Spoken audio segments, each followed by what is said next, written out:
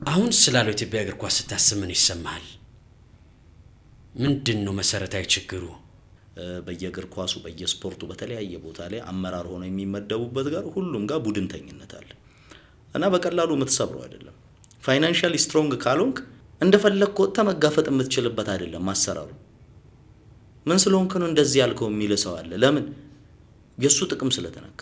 በደንብ የሚያሳስበው የሀገሪቱ እግር ኳስ መበላሸት ሳይሆን የኔ ጥቅም እዚህ ጋር ለምን ተበላሸ ነው። እኔ አንድ ጥያቄ ልጠይቅ። ሰሞኑን የኢትዮጵያ እግር ኳስ ፌዴሬሽን የጠቅላላ ጉባኤ ነበር። ጠቅላላ ጉባኤ ላይ ከዚህ ቀደም የነበረው ለሁለት ጊዜ ይመረጥ ነበር አንድ ፕሬዝዳንት። አሁን በተሻሻለው አዋጅ መሰረት ወይም በተሻሻለው ደንብ መሰረት አንድ ፕሬዝዳንት ለሶስተኛ ጊዜ መመረጥ ይችላል፣ በተከታታይ የሚሆን በተለያየ ጊዜ። ይሄ የሚጠቅማቸው ሰዎች አሉ። ደንቦችን ስናሻሽል ወይም ደግሞ ለኢትዮጵያ እግር ኳስ ፌዴሬሽን ጠቅላላ ጉባኤ ስንጠራ ዋነኛ የመወያያ አጀንዳችን ሊሆን የሚገባው ከጠቀስናቸው እዛ ቀን ላይ የተዘረዘሩ ጉዳዮች አሉ። ዋነኛ ጉዳያችን ብለን ደንብ ለማሻሻል የስልጣን ማራዘሚያ ጊዜ ለማሻሻል መቀመጥ ነበረብን። የሀገራችን ትልቁ ችግር እሱ ነው። የእግር ኳሳችን የስልጣን ችግር ነው። ስቴዲየም የለንም። ከስቴዲየም አካዳሚዎች በበቂ ሁኔታ የለንም። ክለቦች የራሳቸው ሜዳ የላቸውም። አሁን ሁሉም ክለቦች ሆም ኤንድ አዌይ ፊክስቸር ይጫወቱ ቢባል ሆም ኤንድ አዌይ ፊክስቸር ቀረጻ እየተቀረጸ ሊካሄድበት የሚችል ሜዳ የላቸውም። መቼ እንደሚገነቡም አናውቅም። በፈረንጆቹ አቆጣጠር 2022 ላይ ሊመረቅና ወደ ስራ ሊገባ የሚገባው የአዲስ አበባ ስቴዲየም እስካሁን አላለቀም። በዚህ ዓመት ያልቃል እየተባለ ነው። እኔ እርግጠኛ አይደለሁኝም። ሮድ 29 ይሄ ሮድ 29 የጠድፊያ አልሆነም ወይ ማለት በእነዚህ ጊዜያቶች ውስጥ እነዚህ ተጫዋቾች ክለብ ውስጥ ለመግባት ተጫዋቾች አሁን ገንዘብ የሚከፍሉበት አሰራር አለ። አሰልጣኞች ጋር ሄደው ገንዘብ ለመክፈል የሚገደዱበት አሰራር አለ። ሁሉም አሰልጣኞችም ተጫዋቾችም ያውቁታል። እነዚህ አሁን የሚመጡ ታዳጊዎች ክለብ ስለማግኘታቸው ምን ያህል እርግጠኛ ነን? ቆቦ ግባና ስበራቸው ይሉ ነበር የኢትዮጵያ ቡና ደጋፊዎች። ኢትዮጵያ ቡና ከቅዱስ ጊዮርጊስ ሲጫወት አሁን በመቻል ቤት የአሰልጣኝ ሙሉጌታ ምህረት ምክትል ሆኖ መጥቷል። ፕራይም ተስፋ ያለባቸው ቆቦን ማጫወት ይመስለኛል። በጣም ወደ ቆቦን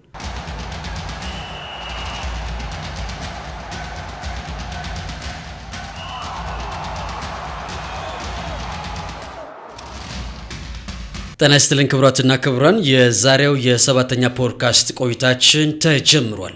ለዛሬ እንግዳ አድርገን ወደ እናንተ ያመጣ ነው ተወዳጅ ከሆኑ የሀገራችን ወጣት የስፖርት ጋዜጠኞች መካከል አንዱ የሆነው ጋዜጠኛ ዳንኤል መምህሩ ነው። በእርግጠኝነት ከዳኒ ጋር የሚኖረን ቆይታ እንደምትወዱት እናምናለን። በርካታ ጉዳዮችን እያነሳን ቆይታ እናደርጋለን። ዳኒያችን ጥሪያችን አክብረህ እዚህ ሰባተኛ ስቱዲዮ ስለተገኘ ከሽንገላ በጸዳ አንደበት ከልብ እናመሰግናለን። እግዚአብሔር ያክብርልን። እኔም እግዚአብሔር ያክብርልኝ። ያው እድሉን አግኝቼ እዚህ በመገኘቴ እኔም በጣም ደስ ብሎኛል። አክብራችሁ ስለጠራችሁኝ በጣም ነው የማመሰግነው። በዚህ ሰዓት በጣም ተወዳጅ ከሆኑ ወጣት ነገ ላይ ደማቅ ነገ ካላቸው የስፖርት ጋዜጠኞች መካከል አንዱ አንተ ነህ። በሬዲዮም በማህበራዊ ድረገጾችም ከቅርብ ጊዜ ወደ ደግሞ በቴሌቪዥን መስኮት ላይ ጥሩ ተቀባይነት ካላቸው ጋዜጠኞች መካከል አንዱ አንተ ነህ። ብዙ ጉዳዮችን እናነሳለን።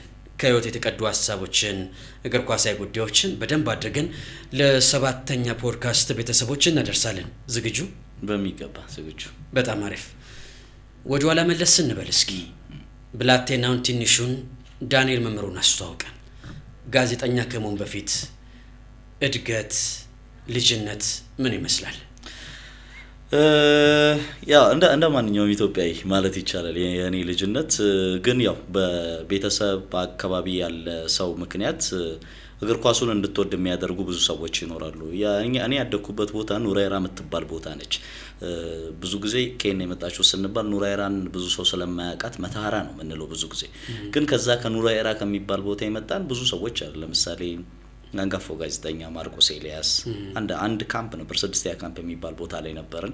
የነሱ አዲስ ሰፈር እኛ አሮጌ ሰፈር የሚባል ነበር ሰፈራችን።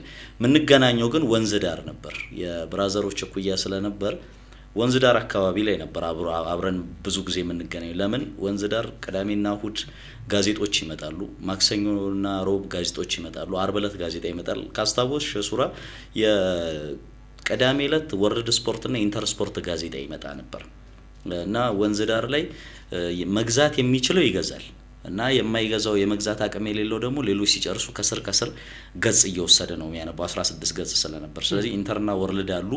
ማክሰኞ ዕለት የጋዜጠኛ መንሱር አብዱል ቀኒ ኢትዮ ስፖርት ነበረች። አርብ ዕለት ደግሞ ምናልባት ተመልካቾቻችን ያስታውሱ እንደሆነ አላቅም አርሰናል ላይ ብቻ ያተኮረች ዘገነርስ የምትባል ቀይ ቀለም ጋዜጣ ነበረች እና እሷ ጋዜጣ ሳይቀር እናነብ ነበር።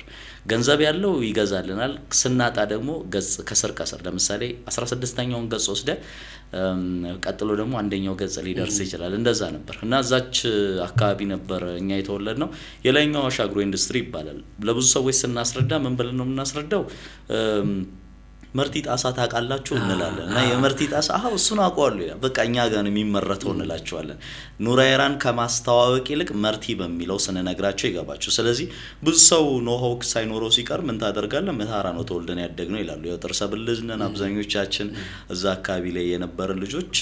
ከዛ እንግዲህ እነ ሱራፌል ዳኛቸው እና በዛብህ መላዮ እነሱ እንደውም ወደ መርቲ በጣም ቀረብ ይላሉ ፋብሪካው አካባቢ። እኛ ወደ ካምፑ በተለይ እነዚህ ፍራፍሬ ምርቶች የሚመረትባቸው ኤሪያ ላይ ነበርን። ከካምፑ የሚመረቱት ከአንደኛ ካምፕ ጀምሮ እስከ ዘመቻ ተብሎ አለ 11ኛ ካምፕ ድረስ ማለት ነውና የመጨረሻው ዘመቻ ነው። ከዛ ጀምሮ የተመረቱት ምርቶች ማንጎ፣ ብርቱካን፣ ዘይቱን ምኑ ወደ ፋብሪካ ይወሰዳል። እና በዛብህ መላዮ አሁን እንግዲህ በኢትዮጵያ ብሔራዊ ቡድን ሳይቀር የተጫወቱ ተጫዋቾች እዛ ኤሪያ ላይ ነበሩ። እኛ ወደዚህ ነን። ግን የእርሻ ልማት ጌሞች ስለነበሩ ብዙ ጌሞች ላይ እነዚህ ልጆች የማየት እድል ነበረን በልጅነትም የነበረ ጊዜ። ግን ከምንም በላይ ቅድሚያኛ እግር ኳስ ስንጀምር ለመመልከት ስንወጣ ቀድመን እንደ ሜንተር የምንመለከታቸው ሰዎች የነበሩት እነ ማርክ ነበሩ። እነ ማርክ የእርሻ ልማት አምበል ነበር። በጣም የሚገርም ነበር ሲጫወት ያለ በጣም የሚገርም አማካይ ነበር። ጸጥ ያለ ሜዳ ውስጥ ቮካል ያልነበረ መሪ ነበር። ብራዘር ይጫወት ስለነበር ከሱ ጋር ግራ መስመር ተከላካይ ነበር ብራዘር እና አንድ ቡድን ላይ የማርክ መሀል ሜዳ አማካይ ነበር፣ ብራዘር የግራ መስመር ተከላካይ ነበር። አንድ ባሽ ናቸው በትምህርትም። ያኔ ነው ከነሱ ስር ስለማልጠፋ ከታተል ነበርና ብራዘር የአርሰናል ደጋፊ ነበር በሰዓቱ። እግር ኳሱ በቃ ጋዜጣው ሲመጣ በጣም ጩጮኝ ነው። ቤት ፋዘር አይወድም እግር ኳስ። ስለዚህ እግር ኳስ ለማየት ማታ ላይ ሻምፒየንስ ሊግ ጌሞች ሲኖሩ ለመውጣት ስለማይፈቀድልኝ ጎረቤት ላይ 4 ሰዎች ያሉበት 4 አባወራዎች የሚኖሩበት ግቢ ውስጥ ነው እርሻ ልማት የምንኖረው። ከአራቱ 3ቱ እግር ኳስ የሚከታተሉ ናቸው። ፋዘር ብቻ ነው የማይከታተለው ማለት ነው። ስለዚህ ልጆቹ ናቸው ትልልቆቹ እንኳን ቢሄዱ ዲኤስቲቪ ነው አይፈቀድልኝም። ስለዚህ ያለኝ አማራጭ ምንድነው? ከጎረቤት አንዱ አባት ይመጣና ካኔ ጋር ነው ብሎ አስፈቅዶ ይዞኝ ይሄዳል፣ የምሽት ጨዋታዎችን ማለት ነው። በዛ ነበር እግር ኳስን በቃ እንደዛ እየወደድን ነው የመጣ ነው። መጀመሪያ ላይ ወደ ዲኤስቲቪ ሲወስድ የወደድከውን ክለብ ይዘው ተቀጥላለህ የሚገባ ብዙ ጊዜ ስለማወራው በዚህ አጋጣሚ ነካክቼው ልለፍ እንጂ የቤታችን 5ኛና የመጨረሻ ልጅ ነኝ እና ከቤታችን 5ቱ ልጆች 3ቱ ማንቸስተር ዩናይትድ 2ቱ አርሰናል ናቸው። በዛ ሰዓት ደግሞ እግር ኳሱኛ የመጣንበት ጊዜ እግር ኳሱ በአርሰናልና በዩናይትድ የነበረበት ጊዜ ነበር። ምክንያቱም ከ96 እስከ 2004 ነው የሁለቱ ክለቦች ፍክክር የነበረው። እኔ በፈረንጆቹ 96 ነው የተወለድኩት አርሰን ቬንገር ሲመጡ፣ ያ ማለት በእኛ 88 ማለት ነው። ስለዚህ በዚያ ጊዜ እነሱ እግር ኳስ ውስጥ ገብተዋል። ትልቁ ዩናይትድን ነው የሚደግፈው፣ ሁለቱ ተከትለው ያሉት አርሰናል ይደግፋሉ። እና እንደውም 3ኛው ብራዘሬ ሁሉ ጊዜም ስለ አርሰናል ሲያወራ ያይን ኦቨርማርስ ቡድን ይላል። 98 ማርክ ኦቨርማርስ የነበሩበት እና ኢማኑኤል ፔቲት የነበሩበትን ቡድን ያነሳልና በጣም አብዝቼ የምወደው ብራዘር እሱ ኢማኑኤል ፔቲት እና ያቺ ጸጉሯ በጣም የተለየች ጊዜ ነበረች እና ያን ቡድን በጣም ይወደዋል። በነገር ላይ ስለዛ ቡድን ብዙ ሰዎች አውርተው አያውቁም። 98 99 ማንቸስተር ዩናይትድ 3ዮሽ ዋንጫ አንስቶ የጨረሰበት ሲዝን አርሰናል በጣም ድንቅ ሲዝን ነበር። በፕሪሚየር ሊጉ 17 ጎል ብቻ ተቆጥሮበት ነው የጨረሰው። የጆዜ 2004 ዋንጫውን ሲበላ 15 ጎል ሲቆጠርበት ሪከርድ ነበር በሊጉ እና በዛ አመት 23 ክሊን ሺት ነው ያስመዘገቡት።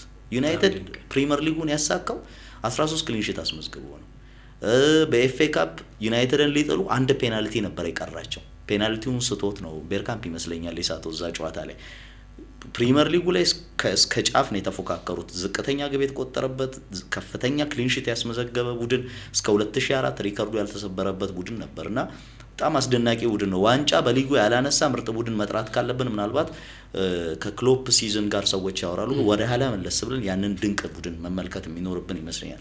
ስለ ፕሪሚየር ሊግ ፊዚካሊቲ፣ ስለ ግዙፍ አማካዮች ብዙ እንዲወራ ያደረገ ነበርና እግር ኳስ እንደዛ ነበር የጀመረው። ይወራል፣ እንሰማለን፣ ይወራል። ከዛ ዲኤስቲቪ አለ። ያኔ ደግሞ በ25 ሳንቲም ነበር ሻይ 25 ሳንቲም እየጠጣ የመክፈል አቅም ካለ 25 ሳንቲሟን ወንበር ይሰጣል። ስለዚህ ወንበር እናገኛለን፣ በክብር ነው የምንቀመጠው። 25 ሳንቲም ከሌለ ትመጣና ከአንዱ ከቤተሰብ አካል ከወንድሞች ወይ ከጎረቤት ሊሆን ይችላል እግራቸው ስር ሄደህ ትቀመጣለህ። ሲዘሉ አብረ መዝለል ነው። በቃ እንደዛ ነበርና ያ ጊዜ ወርቃማ ጊዜ ነበር ለኛ። በተለይ በዛ ጊዜ 90ዎቹ ላይ መግቢያው ላይ ለተወለደን ልጆች ምናምን በእግር ኳስ በላይፍ ብዙም ትጨነቅበት አይደለም። እንደው ምን አስባለሁ መሰለሽ ሱራ፣ ቤት ውስጥ ምግብ ባይኖር ጎረቤት ቤት ሄደ የመብላት ስልጣን ያለ እስኪመስል ድረስ ነፃነት ነበረ በደንብ። እና ምን ያስገርመኛል ከትምህርት ቤት መጥተን ፋዘርም ማዘርም ከስራ ላይ መጡ ይችላሉ። እኛ የተወለድንበት እርሻ ልማት ጎረቤት ቤት ሄደን ጎረቤት ቤት የሚነገድ ንግድ ሊኖር ይችላል፣ የሚሰራ ስራ ሊኖር ይችላል። እየሰራን እዛው በልተን እዛው ጠጥተን ወላጆቻችን እስኪመጡ እዛው ልንተኛ እንችል ነበር። አሁን የት ሄደ ምናምን ብዬ እንዳስብ ያደርገኛል። ያ ባህል የለም። ጎረቤት ብሉልኝ ጠጡልኝ የሚልበት ቡና ለመጠራራት የምንጓጓበት ያ ባህል አሁን የለንም እና እሱን ሳይ በጣም እንደነግጣለሁ። እኛ ያደግንበት ማህበረሰብ ተሰብስቦ የመስቀል በዓል ሲደርስ ስጋ ካረደ በኋላ እዛው ተሰብስቦ በልቶ የቀረውን ተካፍሎ ከዛ ተመራርቆ ሚለያይ ነበር። አሁን ስንቱ ጋር ያለ እና ያን ዘመን በጣም ነው የምወደው። ልጅነታችን እንደዚህ ያለ ነበር። ከዛ ሁለተኛ ክፍል ስደርስ ይመስለኛል የመጀመሪያ ክላስ ገብቼ ግል ትምህርት ቤት ገብቼ ነው። አንደኛ ክፍል እና ቄስ ትምህርት ቤት ነበር የተማርኩት። ከዛ መንግስት ትምህርት ቤት ነው። ሁለተኛ ክፍል ግል ስገባ ምን መሆን ትፈልጋለህ? ሁሉም ዶክተር፣ ፓይለት፣ ጋዜጠኛ፣ ስፖርት ጋዜጠኛ። ያኔ ሁለተኛ ክፍል ተማሪ እያለሁ ነበር የስፖርት ጋዜጠኛ። ከዛ በዛ ጊዜ እኛ በጣም ጩጬ ሆነን ነጋሽ ደምሴን እየሰማን ነበር የመጣ ነው። ሌሎችም ጋዜጠኞች በደንብ እየመጡ ጋዜጣ ደግሞ ሲመጣ ማንበብ የጀመርንበት ጊዜ ነበር። ያን ሰዓት ኢቭን ጋዜጣ እንዲያልፈኝ አልፈልግም።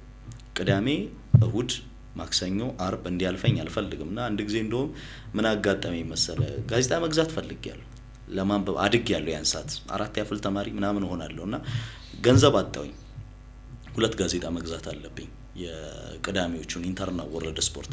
አሁን ማደግ ስትጀምር የሆነ ከልጅነት ከትልልቅ ሰዎች ጋር ስትል እሱ እኮ እንደ ልጅ አይደለም ምናምን ስትባል ትሰማለህ እዛው ያለና ያ ነገር ትንሽ ከሌሎቹ በዙሪያ ካሉ ኩዮች የላቀ እንደሆንክ እንዲሰማ ያደርግና ሌላ ማሰብ ትጀምራለህ። በቃ እኔ አድጌያለሁና ወደሚል ስሜት ይቀየራል። ያን ሰዓት ጋዜጣ የሚገዛልኝ ፋዘር አይወድም ስፖርት ብያለሁ። ስለዚህ ፋዘር ጋር ሄጄ ልጠይቅ አልችልም። ማዘርስ ጠይቃት አልገዛም አለችኝ። ከዛ ስራ ሄደች። እሷ ስትመጣ ድረስ የገንዘብ የምትቆጥብበት ሳጥን ነበር እና ጋዜጣ መግዛት ስለነበረብኝ ማለት በዘነዘና አሳብሬው ያ የመቆጠቢያ ቦክሱን ማለት ነው መፈልገውን ገንዘብ ወሰድኩኝና ጋዜጣ ገዝቼ ስትመለስ እኔ አልጋ ላይ ተኝቼ ጋዜጣዬን እያነበብኩኝ ነው ያለሁት። አላየችም እንትኑ እንደተሰበረ ምናምን። ከሁለት ቀን በኋላ ነው መሰበሩን ያየችው። የሆነ ገንዘብ ልታስገባ ስትሄድ የለም። ባለፈ ጋዜጣውን ይገዛው ለካ በዚህ ገንዘብ አልተቆጣችኝም። እንዳጋጣሚ ለጋዜጣም ስለሆነ እንደዛ ስለማረግ ያውቃሉ። ምክንያቱም ቴሌቪዥን ላይ ዜና ሲመጣ ስፖርት ዜና ሲሆን ሮጬ ቴሌቪዥኑ ስር ሲሄድ ቴሌቪዥኑን ይቀንሱ ነበር። ይጨምሩልኝና ዝም በሉ ይባላል ቤት ውስጥ። ጋዜጣ በየጊዜው ካልተገዛልኝ እነጫነጫለሁ። ኳስ ሲኖር ማሊያ ተገዝቶልኝ ከሆነ ጨዋታ ከመጀመሩ በፊት ታጥቤ ምናምን ተዘጋጅቼ አልጋ ላይ ቁጭ ብዬ ኳስ ለማየት ነው ዝግጁ ሆነ። ዲኤስቲቪ ከሄድኩም እንደዛ ኢትዮጵያ ቴሌቪዥን ሲያስተላልፍም እንደዛ ነበር ፍላጎቴ ነው። የኳስ ነገር አይሰለቸኝም። የኳስ ነገር ልጅነት የጀመረ ነው ማለት ነው የሚገባ። በቃ ኳስ ብቻ ሳይሆን ስፖርት የሚባል ነገር አይሰለቸኝም። እኔ የሮጀር ፌዴረር የነ ራፋኤል ናዳል የቴኒስ ፍልሚያም ሲወራ ደስ ብሎኝ ነው የምሰማው ኢትዮጵያ ቴሌቪዥን ላይ ያኔ ዜና ስንሰማ። ከዛ ስፖርት ብቻ ይሁን አርብ ዕለት ትሪስሊንግ ነበር። እሱን እንቅልፍ አልተኛም ጠብቄ ነው ያኔ እነ ስቲንግ እነ ኬቪን ናሽ ምናምን የነበሩበት ጊዜ ነበር። ያንን እናያለን ግዴታ ነው። ከቴሌቪዥን ስር ብቻ አልጠፋም። ከዛ በቃ ጋዜጠኝነት ውስጥ ይሄ አእምሮ እሱን እየወደደው እየተሳበ ሲሄድ ቅጽል ስም እየተሰጠ ይሄዳል እና ቢቢሲ ምናምን እንደዚህ እያሉ ስም ይሰጡዋልና ሰፈር ውስጥ እንደዚህ አንድ ቅጽል ስም መስጠት ነበር። እንደዛ መሰጠት ተጀመረ። ምክንያቱም ሬዲዮም ይሁን ቴሌቪዥን ቁጭ ብዬ አደምጥና ሜዳው ርጄ ለዛው ሜዳ ኳስ ለሚጫወቱ ልጆች ዜናውን ማብራራላቸው እኔ ነኝ። እነሱ ስራዬ ብለው ላይሰሙ ይችላሉ። ከዛ ኢቭን ክርክር ቢነሳ ይጣጣራሉ ከቤት። ስለዚህ ምን ማድረግ ጀመርኩኝ? ዜና ሰማና ፋና ብዙ ጊዜ አደምጥ ነበርና ፋና ካደመጥኩኝ በኋላ ምን አደርግ ነበር? ያንን ያወሩትን ከጨረሱ በኋላ ሙሉ አእምሮዬ ላይ እንዲቀር አደርገውና የቻልኩት የሸመደድኩትን ያህል በወረቀት በደብተር የመቶ ሉክ ገጽ እንዲገዛልኝ አድርጌ በሱ ጽፍና ፋዘር ሲተኛ ጠብቄ ማታ ላይ በስልኬ የሆነ ጋዜጠኛን ድምጽ አስመስዬ እሱን አነብ ነበር እና እዛ ጋር እንደምደርስ ምናምን ማለት ጋዜጠኛ መሆኔ እንደማይቀር ማስበው ያን ጊዜ ነው። ከዛ ስራ ፍሉጤ መጣ። ናቹራል ተመዝገብ አሉኝ። ፋዘር አግሪካልቸር ላይ ሲሰራ ስለነበር ሆርቲካልቸር እንድትገባ ገንዘቡ አሪፍ ነው ምናምን አለኝና እሺ እመዘገባለሁ ብዬ እጄ ትምህርቴ ሶሻል ተመዝግቤ መጣኝ እና ሶሻል እንዳጋጣሚ ሆኖ እዛ ክፍል የመጀመሪያው 11ኛ ኤ ክፍል የመጀመሪያው ተመዝጋቢ ነበርኩ ሶሻል ማለት ነው። ተመዝግቤ መጣኝ። ዩኒቨርሲቲ ሲሄድ ለጆርናሊዝም የለም ደብረታቦር ነው የደረሰኝ። ስለዚህ ጆርናሊዝም የለም ምን ማድረግ ነበረብኝ? የነበሩት ሲቪክስ፣ ጂኦግራፊ ከዛ ደግሞ ኢሲሲ የሚባል ህፃናት እንክብካቤ ትምህርት ነበር። ኢርሊ ቻይልድሁድ ኤንድ ኬር ኤጁኬሽን የሚባል ማለት ነው። እጣ አራቱን ትሞላለህ። እንግሊሽ ላንጉዌጅ ኤንድ ሊትሬቸር አለ። አራቱን ስንሞላ ህፃናት እንክብካቤ ደረሰኝ። የምርህን? ከዛ ደነገጥኩኝ። ብራዘሮች ጋር ደወልኩና አሁን ስላቸው እነሱ ይሄ ጋዜጠኝነት የሚለውን ነገር አሁንም ያረሳው አልመሰላቸውም እና ምንድነው ያሉኝ? ጂኦግራፊ ተማረ እንደውም ተወጣና አርባን ጂኦግራፊ ተምረ አሪፍ ቦታ ላይ ትቀመጣለህ ምናምን አሉኝ ማለት ነው። ከዛ የሄድኩኝና የመጀመሪያ ቀን ክላስ ላይ ስገባ ኢርሊ ቻይልድሁድ ኤንድ ኤጁኬሽን ላይ ማለት ነው ስመለከት ሳይኮሎጂ 1 ሳይኮሎጂ 2 ይላል። የመጀመሪያ አልማሩም ያልኩት በቃ ወዲያው ማለት ነው። ማለት የኔ ያደኩበት መንገድ ያ አይደለም። ሂስትሪ በጣም ወድ አንደኛ ዓለም ጦርነትና ሁለተኛ ዓለም ጦርነት አሁንም እዛው እንደኖርኩበት አይነት የሚሰማኝ ያነበብኳቸውን ነገሮች በደንብ ማስታወስ አይነት ሰው ስለነበርኩኝ ትኩረቴ እንዴት ብዬ ነው ኢሲሲ ገብቼ ሳይኮሎጂ ልማር የምችለው ኮግኒቲቭ ላንጉዌጅ ምናምን እንደዚህ። ከዛ እንግሊዝኛ ላንጉዌጅ ኤንድ ሊትሬቸር ሊቀይረኝ የሚችል ብዬ ብራዘሮችን መስማት አቆምኩኝ። በራሴ ወሰንኩኝ ላንጉዌጅ ኤንድ ሊትሬቸር ሊቀይረኝ የሚፈልግ የኢሲሲ ክፍል ብዬ ስለጥፍ ወደ 8-9 ልጆች መጡ። ወደ ከእንግሊዝኛ ለመውጣት ደግሞ እነሱ ማለት ነው። ከዛ በሰዓቱ አንዱን ሰው መረጥኩኝና ለእንግሊሽ ላንጉዌጅ ኤንድ ሊትሬቸር ገባሁኝ። ተጓዳኝ የሚል ነገር ሰምቼ ስለነበረ ነው። የጋዜጠኝነት ማስታወቂያ ሲወጡ ቴሌቪዥን ላይ ኢትዮጵያ ቴሌቪዥን ላይ በተለይ ስሰማ በጆርናሊዝም ኤንድ ኮሙኒኬሽን ይሉና ከዛ በቋንቋና ስነ ጽሁፍ በተጓዳኝ እያሉ ይወራ ነበር። ስለዚህ እንግሊሽ ላንጉዌጅ ኤንድ ሊትሬቸር ቋንቋና ስነ ጽሁፍ ነው። እዚህ በገባ አቋራጭ መንገድ ይሆናል ለጋዜጠኝነት። ከዛ መጣን። ሰኔ ወር ላይ ነው የተመረቅኩት። ክሊራንስ 1 ሳምንት ቤተሰብ ጋር ፕሮግራም ነበረኝ 1 ሳምንት። ሰኞ አዲስ አበባ መጣሁኝ። ፋና ኢትዮ ኤፍኤም አናገርኩኝ። ማክሰኞ በስራተና አወራሁኝ። ሮብ ዕለት ስራ ጀመርኩኝ። በቃ ስፖርት ጋዜጠኛ ሆንኩኝ ሐምሌ 19። ሲቪ ይዞ መንከራተት ምናምን የለም። ከልጅነቱ ጀምሮ በተለይ ከሁለተኛ ክፍል ጀምሮ ጋዜጠኛ ለመሆን ያሰበ ልጅ ዛሬ ላይ ጋዜጠኛ ሆኗል። ህልሙን እየኖረ ያለ አንድ ሰው ምሳሌ መሆን ይችላል። በጣም ያስደንቃል። በጣም ያስደንቃል። ጋዜጠኛ ዳንኤል መምሩን ከእግር ኳስ ጋር በፍቅር የጣለው ተጫዋች በተለየ መልኩ ምናልባት መታር አካባቢ ስለሆነ የኢትዮጵያ ፕሪሚየር ሊግ የማየት እድል ላይኖር ይችላል። ነገር ግን በቴሌቪዥን መስኮቶችም ቢሆን ከሀገር ውስጥ ከባህር ማዶ ደግሞ በደንብ ያቺ የ25 ሳንቲም ዋሻይ ምናምን ብዙ ተሰጦች እንድታይ ስላደረገ በልጅነት ልብ ውስጥ የተጻፈ ትልቅ ስም ከእግር ኳስ ጋር በተለየ መልኩ በፍቅር እንድትወርቅ ያደረገ ተጫዋች የትኛው ነው? እኔ ተጫዋች አይደለም ከእግር ኳስ ጋር በፍቅር እንዲወድቅ ያደረገኝ ብራዘር ነው። በጣም ፓሽኔትድ ነበር እና አሁን እንዳጋጣሚ ሆኖ የሱ ፓዝ እግር ኳስ የሚያቆም አይመስለኝም ነበር። አሁን ፓስተር ነው እና ወጥቶ እግር ኳሱን ትቶት ምን አርግፍ አርጎ ያኔ የወጣትነት ዘመኑ ላይ ከሱ እጅ አልጠፋም ነበር። እጁ ይዤ መንቀሳቀስ ሰው ነበርኩኝና ዩናይትድን በጣም ይደግፋል እና ለዩናይትድ ፓሽኔት ነው። ዩናይትድ ባለቀ ደቂቃ ሲያገባ የማያውቀውን ሰው ዞሮ ሲያቀፋ አይቻለሁ ዲኤስቲቪ ላይ እና በጣም ይገርመኛል የሱ ፍቅር። ከዛ ምን ይገርመኛል እሱን እያየው የማንቸስተር ዩናይትድ ደጋፊ ሆንኩኝ። እኛ ስንጀምር የኛ እግር ኳስ መጀመሪያ የሚባለው 2003 2004 እየመጣን የነበርንበት 7-8 ዓመታችን አካባቢ በደንብ ማስታወስ የምንችልበት ጊዜ ማለት ነው። ያ ጊዜ ዋይኒ ሩኒ፣ ክርስቲያኖ ሮናልዶ የመጡበት ጊዜ ነበር እና እኔ ለረጅም ጊዜ ፌስቡክ ላይም ብዙ ሰዎች የሚያውቁት የዋይኒ ሩኒ ፕሮፋይል ነበረኝ። በብራዘር ምክንያት ማንቸስተር ዩናይትድን ደገፍኩኝ። ከዛ ከደገፍኩኝ በኋላ ግን ለዋይኒ ሩኒ የተለየ ፍቅር ነው ያለኝ። ዩናይትድ ቤት ተጫውተው ካለፉ ተጫዋቾች በተለየ ኢንተለጀንስ በጣራ ስኮልስ ነው ማለት ኢንተለጀንሱ በጣም አስደናቂ ስለሆነ ዩናይትድ ቤት ካያቸው ተጫዋቾች ግን በየሳምንቱ ክለቤ ውስጥ መደነቅበት መገረምበት ተጫዋች ዋይኒ ሩኒ ነው። ምን አይነት ባህሪ ያለኝ መሰለ? በእግር ኳስ በጣም ድሪብል ከሚያደርግ 7 እና 6 ተጫዋች ከሚቀንስል ተጫዋች ይልቅ ሜዳ ውስጥ ያለውን ነገር ሳይሰስት የሚሰጥ ተጫዋች መርጣለሁ። ለምሳሌ ሰዎች ማርዋን ፌላኒን የኔይማርን ታለንት ለምን ይጠብቁበታል? ፌላኒ ይገባል፣ ኳስ ግጭ ከተባለ ይገጫል፣ ተከላከል ከተባለ ይከላከላል። እንደ ኔይማር ድሪብል እንዲያደርግልኝ አልጠብቅም። የታዘዘውን ነገር ከፈጸመልኝ በቂ ነው። ፌስቡክ ላይ ዳኒ ሃርግሬቭስ የሚል ስም ነበረኝ። ሃርግሬቭስ ለዩናይትድ በሃርግሬቭስ እና በእኔ መካከል ማንቸስተር ዩናይትድ ቤት ላይ ያለን ታሪክ እኔ ደጋፊ ሆኜ እሱ ተጫውቶ ልዩነታችን 26 ጌም ነው። ሌላው ጨዋታው 120 ምናምን ጨዋታ በጉዳት ያለፈ ነው። በእነዚህ 26 ጌሞች ውስጥ ግን ስለ ሃርግሬቭስ ሳስብ ማስበው ታታሪነቱን ነው። የተሰጠው ሚና ላይ ሁላ ሃርግሬቭስ አለ። መሀል ሜዳ ሲያጫውተው ሲጮት መስመር ተከላካይ ሞስኮ ሉዥኒኪ ስቴዲየም 28 ላይ የመስመር ተከላካይ ነበር ያደረገው ፈርጊ። ሃርግሬቭስ እንደዚህ አይነት ግሪት ያለው ተጫዋች ነበር፣ ያለውን ነገር የሚሰጥ አይነት ተጫዋች። ስለዚህ እኔ በእግር ኳስ በጣም ታለንትድ የሆኑ ተጫዋቾች ላይ ችግር የለብኝም። ሃርድ ወርክ የሚጨምሩ ማለት ታለንት እያላቸው ከዛ ባለፈ የሚታትሩ ተጫዋቾች ግን የበለጠ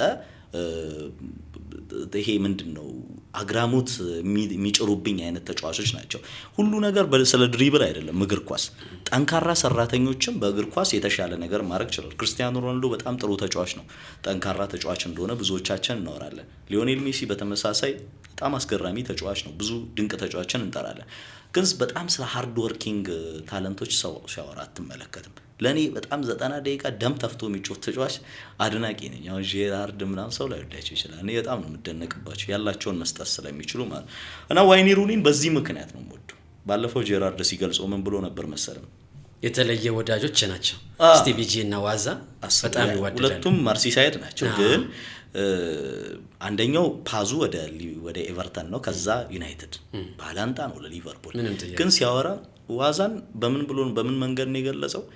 በአራት ተከላካዮችን ብቻውን ሊያቆም እንደሚችል አይነት ተጫዋች ነው ሲገልጸው የነበረው።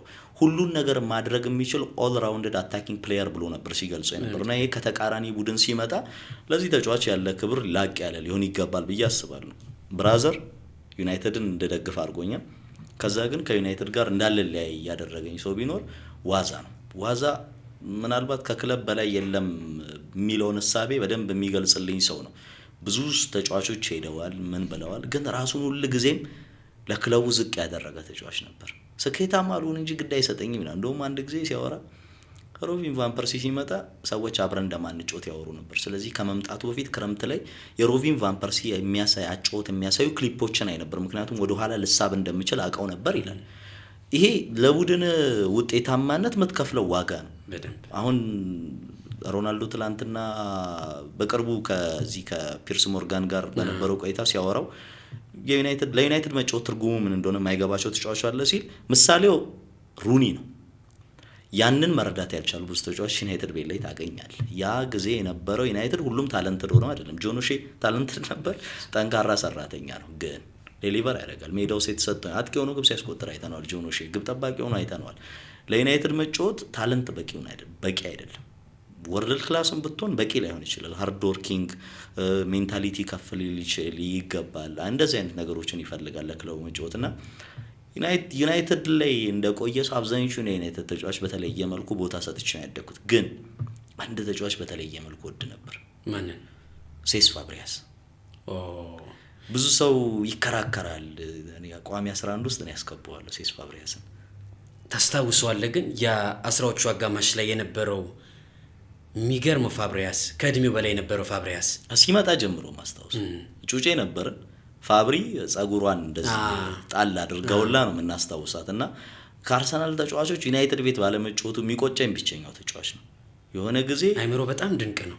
በጣም አእምሮ ድንቅ ብቻ አይደለም ማለት ስፓሻል አዌርነስ ሰው እንደዚህ አንገቱ አይቀጭም ተሽከርክሮ 360 ዲግሪ ጉዳዩን ጨርሶታል የት ፓስ እንደሚያደርግ ለማን ፓስ እንደሚያደርግ ሜዳውን በአንድ ጊዜ መለካት በጣም ከባድ ነገር ነው ክሩስ ነው በቅርብ ጊዜ እንደዛ ሲባል የሰማሁት እንደውም የማድሪድ ደጋፊዎች ምን ይሉ ነበር ስለ ክሩስ ሲያወሩ ካምፕኑን ሄዶ በሶስት ፓስ ለክቶ ይወጣል ይሉታል ፋብሪሃስ እንደዛ ነበር በአንድ ወቅት ማለት ሜዳውስ ማያደርገው ነገር የለም ጫናውን የተሸከመው መቼ ነው አሁን ሰዎች ስለ ደብሩይና ከሱ ይበልጣል ስለ ሌጋሲ ነው እያወራን ያለው ፕሪሚየር ሊግ ዋንጫዎችን ደጋግሞ ባለማንሳቱ ካልሆነ በስተቀር ፋብሪሃስ በአማካይ ደረጃ እሱ ማድረግ የማይችለውን ያደረጉ ብዙ ተጫዋቾች ሊጉ ላይ የሉ እሱ ያደረገውን ወይም ደግሞ እሱ ያቃተው ሌሎች ያደረጉት ነገር አይታየኝም እኔ ሎንግ ሬንጅ ፓስ አጫጭር ፓሶች የአርሰናል የነበረው ፋብሪሃስ ደግሞ ከራሱ ሳጥን እስከ ጫፍ ሳጥን ድረስ መታተር የሚችልም አይነት ተጫዋች ነበር ፋብሪ ከነ ባህሪው ነበር ሞደው ባህሪው በነገር ላይ ተቃራኒ ደጋፊ ያበሳጨ ኳስ ልክ ሲነካ ውድቅ ብሎ ኳሷን ሰብሰብ ያደርጋታል ዳኛው ምስኪን ሆኖ ፊሽካ እንዲነፋ የሚያስገድድ አይነት ተጫዋች ነው ግን ኢን ተርምስ ኦፍ ስታቲክስ ቫልዩ ሜዳ ውስጥ ፋብሪሃስ ማድረግ የሚችለውን በተለይ ኳስ እግሩ ላይ ይዞ ፓስ ሲያደርግ ብዙ ተጫዋች ሲያደርግ አይተኝ ለዛ ነው ጆዜ ልክ ቸልሲ ሊያመጡ ሲሉ ይሄው ወረቀቱ እንደዚህ ነው ዲያጎ ኮስታ ከፊት አለ ከኋላ ፊሊፔ ሉዊስን አምጥተዋል ቡድናቸው ተገንብቷል የመጀመሪያው አመት ላይ የሚጨምሩት ጥቂት ተጫዋች ነው አንተ እዚህ ጋር ከመጣ ከማቲች ጋር ሊያጣምሩት ነው አንተ እዚህ ጋር ስመጣ ሙሉ ይሆናል ይሄ ቡድን ዋንጫውን ይበላል ነው ያሉት መጣ አስበው የማቲችና የፋብሪሃስን ጥምረት 18 አሲስት ነው ያደረገው በዛ አመት እና አብዛኞቹ ኳሶች ለዲያጎ ኮስታ ነበር ይለቅለታል ያስቆጥራል ፋብሪ አጋማሽ ሲዝኑ ላይ ማቲች እስኪጎዳ ድረስ በጣም ፐርፌክት ሲዝን ነበር ያሳለፈው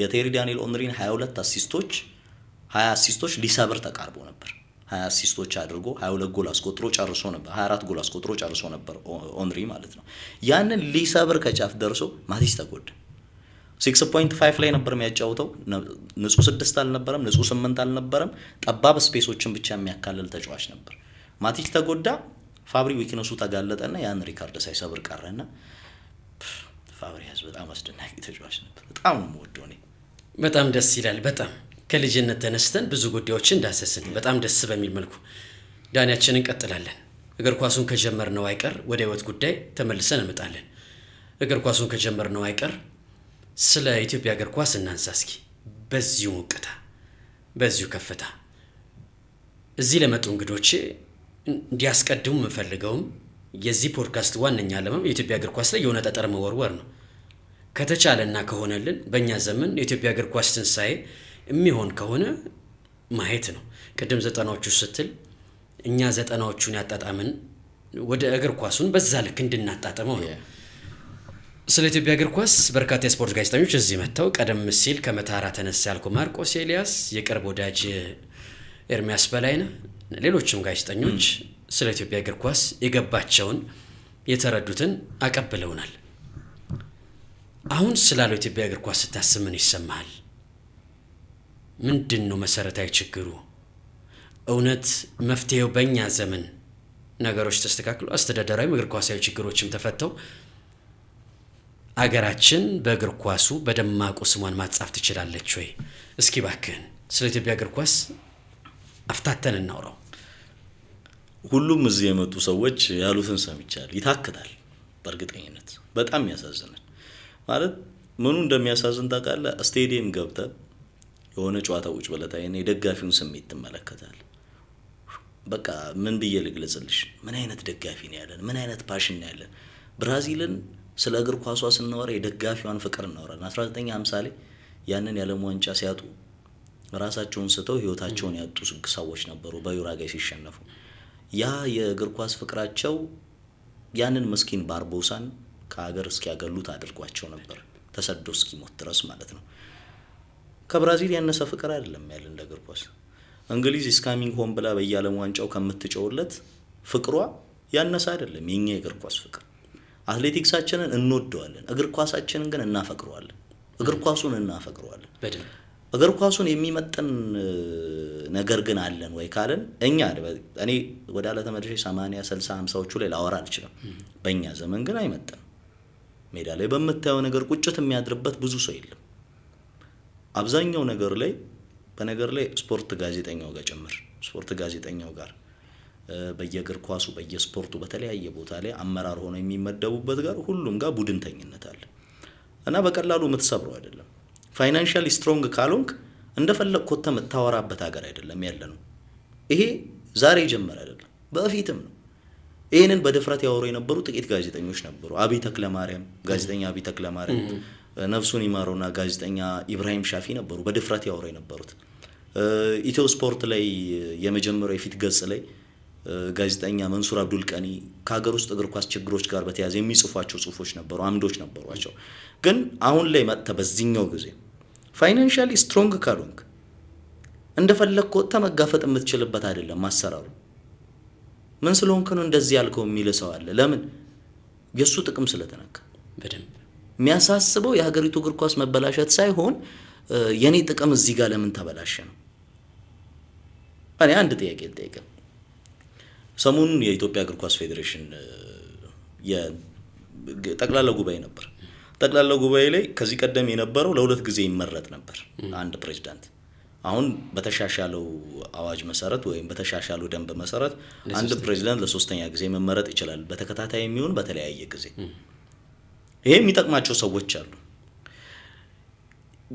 ደንቦችን ስናሻሽል ወይም ደግሞ ለኢትዮጵያ እግር ኳስ ፌዴሬሽን ጠቅላላ ጉባኤ ስንጠራ ዋነኛ የመወያያ አጀንዳችን ሊሆን የሚገባው ከጠቀስናቸው እዛ ቀን ላይ የተዘረዘሩ ጉዳዮች አሉ። ዋነኛ ጉዳያችን ብለን ደንብ ለማሻሻል የስልጣን ማራዘሚያ ጊዜ ለማሻሻል መቀመጥ ነበረብን። የሀገራችን ትልቁ ችግር እሱ ነው። የእግር ኳሳችን የስልጣን ችግር ነው። አንጻራዊ ለውጦች ሊኖሩ ይችላሉ የተለያዩ ሰዎች ሲመጡ፣ ግን ወደምንፈልግበት ወይም ደግሞ ልንቀመጥበት ወደሚገባን ቦታ አልተቀመጥንም። ስቴዲየም የለንም። ከስቴዲየም አካዳሚዎች በበቂ ሁኔታ የለንም። ክለቦች የራሳቸው ሜዳ የላቸውም። አሁን ሁሉም ክለቦች ሆም ኤንድ አዌይ ፊክስቸር ይጫወቱ ቢባል ሆም ኤንድ አዌይ ፊክስቸር ቀረጻ እየተቀረጸ ሊካሄድበት የሚችል ሜዳ የላቸውም። መቼ እንደሚገነቡም አናውቅም። በፈረንጆቹ አቆጣጠር 2022 ላይ ሊመረቅና ወደ ስራ ሊገባ የሚገባው የአዲስ አበባ ስቴዲየም እስካሁን አላለቀም። በዚህ ዓመት ያልቃል እየተባለ ነው። እኔ እርግጠኛ አይደለሁኝም። የባህር ዳር ስቴዲየም እድሳት ላይ ነው ተብሏል። አሁንም ግምገማው ተጠናቆ ውድድሮችን የኢትዮጵያ ብሔራዊ ቡድን እዚህ መጫወት የሚችልበትን እድል አላመቻቸም። በእነዚህ ጊዜያቶች ውስጥ ግን ኢትዮጵያ ውስጥ ምን ያህል ገንዘብ ፈሰስ ተደርጓል? በጣም ብዙ ገንዘብ ፈሰስ ተደርጓል። ገንዘቦችን ፈሰስ ስናደርግ ለምሳሌ የተለያዩ ሀገራት እድገቶቻቸው ውድቀታቸውን አምኖ ተቀብለው ዝቅ ብለው ሰርተዋል። እኛ ጋር እብሪት አለ። በደንብ የታሪክ እብሪት ስል ለምሳሌ ይመጣና የሆነ ሰው ማለት ነው የሆነ ነገር ላይ በሰራው ነገር የሚኩራራ ሰው ይመጣል። በቂ አይደለም። ባለፉት ከ31 ዓመታት በኋላ ወደ አፍሪካ ዋንጫ ካለፍንበት የ2013 የአፍሪካ ዋንጫ በኋላ የእኛን እግር ኳስ ስታነጻጽር ለሁለት ጊዜ ነው የአፍሪካ ዋንጫ ማለፍ የቻልነው፣ በአሰልጣኝ ውበቱ አባተ ስርና በአሰልጣኝ ሰውነት ቢሻው ስር። እነዚህ እንግዲህ በእነዚህ በ20 ዓመታት ውስጥ በ30 ዓመታት ውስጥ ያየናቸው ታሪኮች ናቸው። ትንሿ ኬፕ ቨርድ ለ4 ጊዜ የአፍሪካ ዋንጫ ላይ ተሳትፋለች። አሁን የዓለም ዋንጫ ተሳታፊነቷን አረጋግጣለች። ፎርማቱ ጠቅሟታል። ምክንያቱም እኛ ባለፈው አንደኛ ወጥተን ስለነበር ከመደባችን 2014ቱን የማለፍ እድል ነበረን እንደዚህ አይነት ፎርማት ብናገኝ። ግን ከዛ በኋላ ኬፕ ቨርድ እያደገች ስትሄድ እኛ ለምን ቆመን ብሎ የሚጠይቅ አካል ለምንድን ነው በእግር ኳሱ አመራር ላይ እየመጣ ያልሆነው? ለምንድን ነው ከኬፕ ቨርድ ያነስ ነው? ለምን ከሞሪሸስ አነስን ወይ ከሞሪታኒያ ለምን አነስን? ሞሪታኒያ አፍሪካ ዋንጫ ላይ መጥታ ስትሳተፍ አይተናል። አቅም የሌላቸው የሚባሉ ሀገራት እየመጡ ከኛ የሚያንሱ ኢኮኖሚካሊም ብትል በተለያየ መንገድ ያንሳሉ ምንላቸው ሀገራት እየመጡ የሆነ ቦታ ላይ ደርሰው ውድድሮች ላይ ሲሳተፉ እያየን ለምንድን ነው ማይቆጨን? ለምንድን ነው ማናዝ ነው? አሳፍሮናል የሚለው መግለጫ ለኔ በቂ አይደለም። ባለፈው ፕሬዝዳንት ኢሳያስ ጂራ አንገታችንን ደፍተናል ብለዋል። አሳፍሮናል ብለው በቂ ነው አይደለም። ይህንን የሚያሳፍር ታሪክ ለመቅረፍ ግን ምን አይነት እርምጃዎችን ምን አይነት መፍትሄዎችን አስቀምጠናል? የማይሰበር የሚመስሉ ሰንሰለቶችን ትተን አቅም ያላቸውን ሰዎች ወደ እግር ኳሳችን አምጥተን ከፖለቲካ ጥልፍልፉ ከስልጣን ቦታ ከመያዝ ሽኩቻው ወጥተን ለሀገሪቱ እግር ኳስ እድገት የሚጠቅመውን ነገር ለማድረግ በሩን ክፍት ያደረግነው ምን ያህል ነው? ምን ያህልስ ያንን የወሰድናቸውን ግብአቶች ለሀገሪቱ እግር ኳስ እንዲጠቅም አድርገን እየተጠቀምን ነው? አሁን እንግዲህ ለ2029 አንድ ፕላን አዘጋጅተው እየተንቀሳቀሰ እንደሆነ እያየን ነው። ምን አይነት ለውጥ እንደሚያመጣ እናያለን። ሮድ 29 እሱን እንመለከታለን። በጣም ቀላል ነገር አይደለም፣ ምክንያቱም አብዛኞቹ ሀገራት ይጠቀሙታል። ግን ይሄ ሮድ 29 የጥድፊያ አልሆነም ወይ ማለት በእነዚህ ጊዜያቶች ውስጥ እነዚህ ተጫዋቾች ክለብ ውስጥ ለመግባት ተጫዋቾች አሁን ገንዘብ የሚከፍሉበት አሰራር አለ። አሰልጣኞች ጋር ሄደው ገንዘብ ለመክፈል የሚገደዱበት አሰራር አለ። ሁሉም አሰልጣኞችም ተጫዋቾችም ያውቁታል። እነዚህ አሁን የሚመጡ ታዳጊዎች ክለብ ስለማግኘታቸው ምን ያህል እርግጠኛ ነን? በፌዴሬሽኑ እንደተያዙ ብቻ ይቀጥላሉ ወይ? ክለቦችስ እነዚህን ተጫዋቾች ያበቃሉ? አሁን እያመጡ ነው። በፋይናንሻሊ በደንብ እየተያዙ ስለሆነ ክለቦች ወጣት ተጫዋቾችን ማሳየት ጀምረዋል። ቅዱስ ጊዮርጊስ ቤት እያየን ነው። ኢትዮጵያ ቡና ቤት እያየን ነው። ብዙ ክለቦች ላይ እያየን ነው። በጣም ጥሩ ጅምር ነው። ይህን ዘለቄታዊ ማድረግ ይኖርብናል። እነዚህ ልጆች ወደ ላይ ማብቃት መቻል አለብን። መሰረታዊ ስልጠናዎች ላይ የሚሰራ አካዳሚ ያስፈልገናል። መሰረታዊ ስልጠና ስንል እግር ኳስ ሜዳዎቻችን ላይ ልናይ ኳስ ገብተን ኳሱን ኮንትሮል ለማድረግ የሚቸገር ተጫዋች እኔ ማየት አልፈልግም። እዚህ ላይ መስራት አለብን። የፓሲንግ ችግር ያለበት ተጫዋች ማየት የለብንም። እዚህ ላይ መስራት አለብን። ይሄንን ማስተካከል ካልቻልን መሰረታዊ ቤዚክስ የሚባል ምክንያቱም አብዛኛው የኢትዮጵያ ፕሪሚየር ሊግ ጨዋታዎችን እንመለከታለን። ሱራ ስንመለከት ትልቁ ችግር ቤዚክስ ነው። መሰረታዊ የሚባለውን ነገር አያደርግም። ለምሳሌ ባለፈው አንድ ጽሁፍ ጽፌ ነበር የአንድ ጨዋታ ላይ ከኤሌክትሪክ ይመስለኛል ኤሌክትሪክ ከአርባ ምንጭ ይመስለኛል ጎሉ ሲቆጠር የአርባ ምንጭ ጎል መሰረታዊውን ነገር ስላረጉ ነው ግቡን ያስቆጠሩት። የመጀመሪያውን ጨዋታውን ቢሸነፉ የመስመር ተከላካዩ ለመስመር ተጫዋቹ ኳሱን ፓስ አረገለት። የመስመር ተከላካዩ ኳሱን ከተቀበለ በኋላ ኦቨርላፕ አረገለት። ያንን ኳስ ኦቨርላፕ ላረገው ልጅ ሰጠው። ኦቨርላፕ ያረገው ልጅ ሳጥን ውስጥ ካታረገለት ጎሉን አስቆጠሩ። ታፒን ነበር። ይሄ በቀላሉ መሰረታዊ ነገሮችን ስትፈጽም የምታደርገው ነገር ለተጫዋቾቻችን ደጋግመ መሰረታዊ ነገሮችን ማሳየት መቻል አለ። በአፍሪካ ዋንጫ ውድድር ላይ ሄደን ከብሔራዊ ቡድን ተጫዋቾቻችን ኮንትሮል ለማድረግ የሚቸገሩ የፓሲንግ ኤረር የሚሰሩ በ5 ሜትር ልዩነት ማይቀባበሉ ተጫዋቾች ነበሩ። ይሄ መራራቅ ነው። ልንውጣውና ራሳችንን ዝቅ አድርገን ገና እንዳልቻለን ማወቅ አለብን። እንችላለን፣ ሁሉን ነገር አንችልም። ከንትና እንበልጣለን። ከዚህ ተጫዋችማ እኛ ኢትዮጵያ ውስጥ ያለ ተጫዋች በታለንት ሊሻል ይችላል፣ ግን በቂ አይደለም። በትልቅ ደረጃ ሄደን ለመወዳደር እየተቸገርን ነው። ለምን? እንችላለን ብለን ራሳችንን ስላኮፈሰን። ሀምብል መሆን ያስፈልገናል። ዝቅ ማለት እንደሚቀረን ብዙ እርምጃ እንደሚጠበቅብን ማየት አለብን። አንድ ጌም ስናሸንፍ ጮቤ የምንረግጥ ከሆነ ዘለቄታ የሆነ ውጤት አናገኝም። ለዛ ነው ኮት ዲቮርን ካሸነፍንበት ጊዜ ጀምሮ ያሉትን ጊዜ ደምረን በድምሩ በአጠቃላይ 10 ጨዋታዎች ያሸንፈናል? አላሸነፍንም። እነዚህ ነገሮች መቅረፍ መቻል አለብን። በይበልጥ ግን አንዳንዱ ነገር የኛ የጌም ኦፍ ትሮንስ ፊልም ነው እግር ኳሳችን ላይ ያለው። ጌም ኦፍ ትሮንስ ኢሶላ ባውት የስልጣን ሽኩቻ ነው አብዛኛው ነገር። ሁሉም የሆነ ቦታ ላይ ለመቀመጥ ጥረት የሚያደርግበት። እግር ኳሱን የፊልም ቦታ አናደርገው። የሶሪያው መሪ በሽር አልአሳድ ከስልጣን ከመውረዳቸው በፊት እግር ኳሱን እንደ ቲያትር ቤት ስቴዲየሞችን እንደ ቲያትር ቤት እግር ኳሱን ደግሞ እንደ ድራማ ይመለከቱት ነበር ይላሉ በሰዓቱ በዝርዝር ሲጽፉ። ለሳቸው እንደ አንድ ፖለቲካ መጠቀሚያ ነው፣ እንደ ስፖርትስ ዋሽንግ ነው የሚጠቀሙበት። እንደዛ እናደርገው። እግር ኳሱን በሰለጠነ መንገድ ዓለም በምትመራበት መንገድ ልንመራው ይገባል። አለበለዚያ ግን ሁልጊዜም ቁጭ ብዬ ጌም ኦፍ ትሮንስን እንደማየት ነው የሚሆነው የኢትዮጵያ እግር ኳስ። በእንዲህ አይነት ጉዳዮች ላይ ሙሉ ለሙሉ ተጫዋቾችን አልወቅስም እኔ። አሁን የሆነ ጊዜ ተች ነበር፣ አሁን ብሔራዊ ቡድን ተጫዋቾችን አልተችም። ያለን የእግር ኳስ ፋሲሊቲ ያለን የእግር ኳስ መሰረተ ልማት አብዛኞቹ ተጫዋቾች በተሻለ መንገድ ሰልጥነው መጥተው እንዲያድጉ የሚያደርግ አይደለም። ያለን የአሰልጣኝ የእውቀት ደረጃ ያሰለጣጠን ዘይቤ እነዚህ ነገሮች ከግምት ስታስገባ ተጫዋቾቹን እንድትወቅስ የሚያደርግ አይደለም። ጀርመን 2014 ላይ መጣ የዓለም ዋንጫ እንድታነሳ ያደረጋት ከ6 ዓመት ጀምሮ የነበሩ ተጫዋቾች ላይ መስራቷ ነው። ቤልጂየም ከ2010 ጀምሮ እስከ 2020 በነበሩ ለ10 ዓመታት በነበሩ ጊዜያቶች የዓለም ቁጥር 1 ሀገር የነበረችው በእግር ኳስ 2000 ላይ የነ ኢንዞ ሺፎ ትውልድ ካበቃ በኋላ ከ7 ዓመት ጀምሮ የነበሩ ታዳጊዎች ላይ ስለሰራች ነው። ስትሰራ የሚመጣ ለውጥ ጊዜው እርዘም እንጂ ይታያል። ወደዛ ለመድረስ ግን ጊዜ ያስፈልገናል። ጊዜው እንዴት እናመጣዋለን? ከዜሮ መጀመር ስንል ከስራ አይደለም። እኛ ከላይ ነው መጀመር ያለብን። ከላይ አመራሩ ጋር ያለውን አእምሮ መቀየር ካልቻልን ከስር ምንም አይነት ስራ ብንሰራ አንደርስም። የኛ ሀገር ከስር የሚጀምር ሳይሆን ከላይ የሚጀምር። በጣም ከባድ ነው። የቅንነት ችግር አለ በትልቁ። ቀደም ሲል እንዳልከው ደግሞ የጥቅም ትስስሩ በጣም ከባድ ሰንሰለት ነው። እግር ኳሳችን ውስጥ እጃቸውን ያስረዘሙ ሰዎች ምናልባት እግር ኳስ አካባቢ ያሉ ላይሆኑ ይችላሉ። ይህንን ነገር ደግሞ መስበር ቅንነት ይጠይቃል። የአመራሮቹን ቀደም ሲል እንዳልከው ማሰብ፣ ስለ ኢትዮጵያ እግር ኳስ ይሰማቸዋል የሚለው ነገር አንዳንዴ ያሳስበኛል። መደምደሚያችን መፍትሄ ይኖረዋል፣ ግን መውጫ መንገዱ አለ። አብዛኞቹ ሀገራት እየሰሩበት ነው። አሁን መደንገጥ ያለብን ምዕራብ አፍሪካውያኑ ሀገራት የደረሱበትን በማየት መሆን የለበትም። አልጄሪያን፣ ሞሮኮን መመልከት የለብንም። እኛ እዛም እንደርስበት ደረጃ ላይ ስንመጣ እንመለከተዋለን። ራሳችንን ዝም ብለን ለትምህርት እኮ ይሆናል። ለምሳሌ የዩጋንዳ እግር ኳስ የት ደረጃ ነው ያለው? ዩጋንዳ በአፍሪካ ውድድሮች ላይ የተሳተፈች ነው።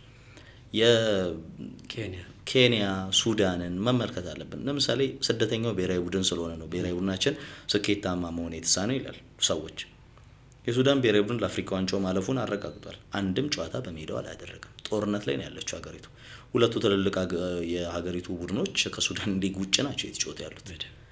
ምክንያት አይሆንም አንዳንድ ነገር በየሜዳ ተዘረጋ ሲስተም እንዳላቸው አስብ። የሜዳ አድቫንቴጅ አለ እርግጥ ነው። በተለይ እኛ አዲስ አበባን በተለይ ደጋፊ ውስጥ ካለን ድረስ የሜዳ አድቫንቴጅ በመውሰድ ከማንተናነስ ሀገራት መካከል አንዱ ነበረን።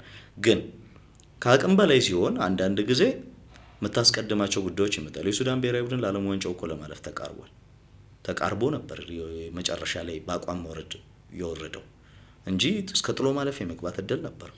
ምድቡን እስከ መምራት ደርሶ ነበር። የመጨረሻዎቹ ዙሮች ላይ ነው የተቸገረው። ኩዌሲ አፒያን አመጣው ሲቀጥሩ አፒያ በሱዳን በጋና ብሔራዊ ቡድን የተገፉ ሰው ናቸው። ግን በማን የተገፉት ካልክ መጽሐፋቸውንም አንድ ጊዜ ለማገላበጥ ሞክሬ ስለነበር በሀገሪቱ ጠቅላይ ሚኒስተር የተገፉ ሰው ናቸው። እግር ኳሱን የማይረዳ ሰው ሲገፋ ሌላ ቦታ ሄደ አፍሪካ ዋንጫ ላይ ማለፍ ትችላለህ። ጋና ያለችበት ምድብ ላይ ጋናን ጥለው ነው፣ ጋናን አሸንፈው ነው አፍሪካ ዋንጫውን ቀድሞ ማለፋቸውን ያረጋገጡት። ካርማ የሚሉት ነገር የተመለከትነው በዛ አጋጣሚ ነው። ግን የኛ ብሔራዊ ቡድን ዝቅ ብሎ መማር ያለበትን መማር አለበት። እኔ መች መሰለህ የደነገጥኩት ሁሉ ጊዜ ጅቡቲ ላይ 5 እና 6 ማግባት ስለለመድን ኤክስፔክት የምናደርገው ያን ጌም ነውና ድሬዳዋ ላይ አንድ ጨዋታ ነበር የዛሬ 5 አመት 6 አመት ይመስለኛል። ያኔ ገና ጁኒየር ነበር። እዛ ጨዋታ ላይ 4-3 አሸነፈን። ዋናው ፖይንት ምን መሰለ? ማሸነፋችን አይደለም፣ እንዴት ጅቡቲ 3 አገባችብን? ትልቁ ጥያቄ 5-0 ከነበረበት እነሱ ወደ 4-3 እያመጡት ከሆነ ነገኛን 4-3 ማሸነፍ አለማሸነፋቸው ላይ ማረጋገጫ የለንም። ግን ከጅቡቲ መማር ካለበት ከሱዳንም ከሶማሊያም መማር ካለበት መማር አለበት። የአፍሪካ ሻምፒየንስ ሊግ የማጣሪያ ጨዋታ ሶማሊያ በሀገሯ አድርጋለች። ለምን? በተቸገረችበት ጊዜ፣ በጦርነት ውስጥ በተናወጠችበት ጊዜ ድጋፍ ያደረግንላት እኛ አልነበርንም? እኛ የራሳችንን ስቴዲየም ክለቦቻችን የሚጫወቱበትን መዘርጋት አልቻለም። እነሱ የራሳቸውን ስቴዲየም አዘጋጅተው የአፍሪካ ማጣሪያ ጨዋታ የሚያደርጉበት እድል ነበራቸው። በቅርብ አመታት ነው መነግርሽ። እና ይሄን ስታይ በዙሪያ ያሉ ምስራቅ አፍሪካው ላይ ያሉ ሀገራት እያደጉ ያሉበትን መንገድ ቁጭ ብሎ ለምንድን ነው ምክክር የማይደረገው? መማሪያ ይሆናል። ብዙ መፍትሄዎችን ማቅረብ ይቻላል። ግን መፍትሄዎቹ ቀደም ለማለት እንደሞከርኩት ከላይ ያለው አካል ለእግር ኳሱ ይሄኛው ፍሬም ነው፣ በቃ በዚህ ፍሬም መጓዝ አለበት ብሎ የሚያስቀምጠው ነገር እስካልመጣ ድረስ እና ደግሞ እግር ኳስ በዚህ መንገድ ነው ሊመራው መመራት ያለበት ብለው እስኪመጡ ድረስ ስር ላይ አካዳሚ ላይ ብንሰራ፣ ወጣቶች ላይ ሁሌም ብናሳድግ፣ ሮድ 2029 ብለን ብንሰራ በቂ አይሆንም።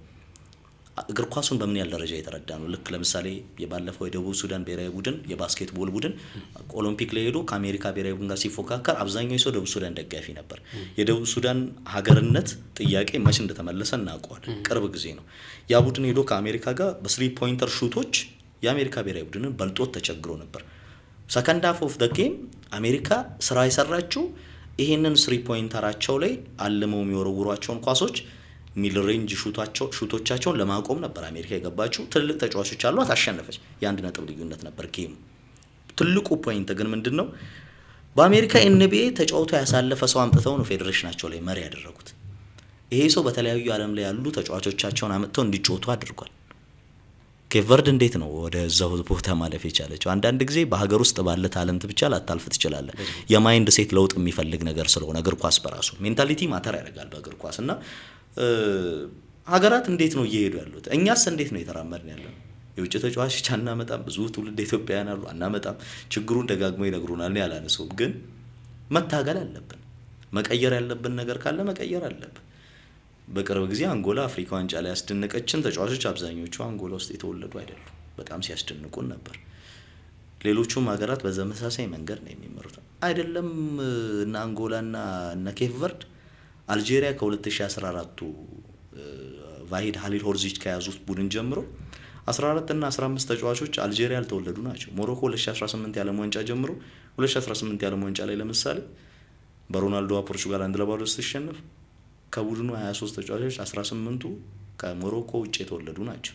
በቅርብ ዓመታት ደግሞ በ20 ዓመት በታች በዋናው ቡድን የተቆጣጠሩት እንደዚህ ያለውን ስራ እየሰሩ ነው። ጋቦንን ወደዚህ መንገድ ጋቦን አልኩኝም የቶም ሴንት ፊት ይዘዋት የነበረው ሀገር ጠፍታቢ ጋምቢያ ከተለያዩ ሀገራት ራሳቸው ቶም ሴንት ፊት መልምለው ያመጧቸው ተጫዋቾች ናቸው። 8 ውስጥ ድረስ እንዲጓዙ ያደርግ። እኛ ምን እየሰራን ሀዘን ውስጥ ነን። አሁን የሚያደርግ እይታችን መቀየር አለብን። መነጽራችን በደንብ መቀየር አለ። የተንሸዋረረ የእግር ኳስ እይታ ነው ያለን። እንደምናስበው እግር ኳስን አናውቅም።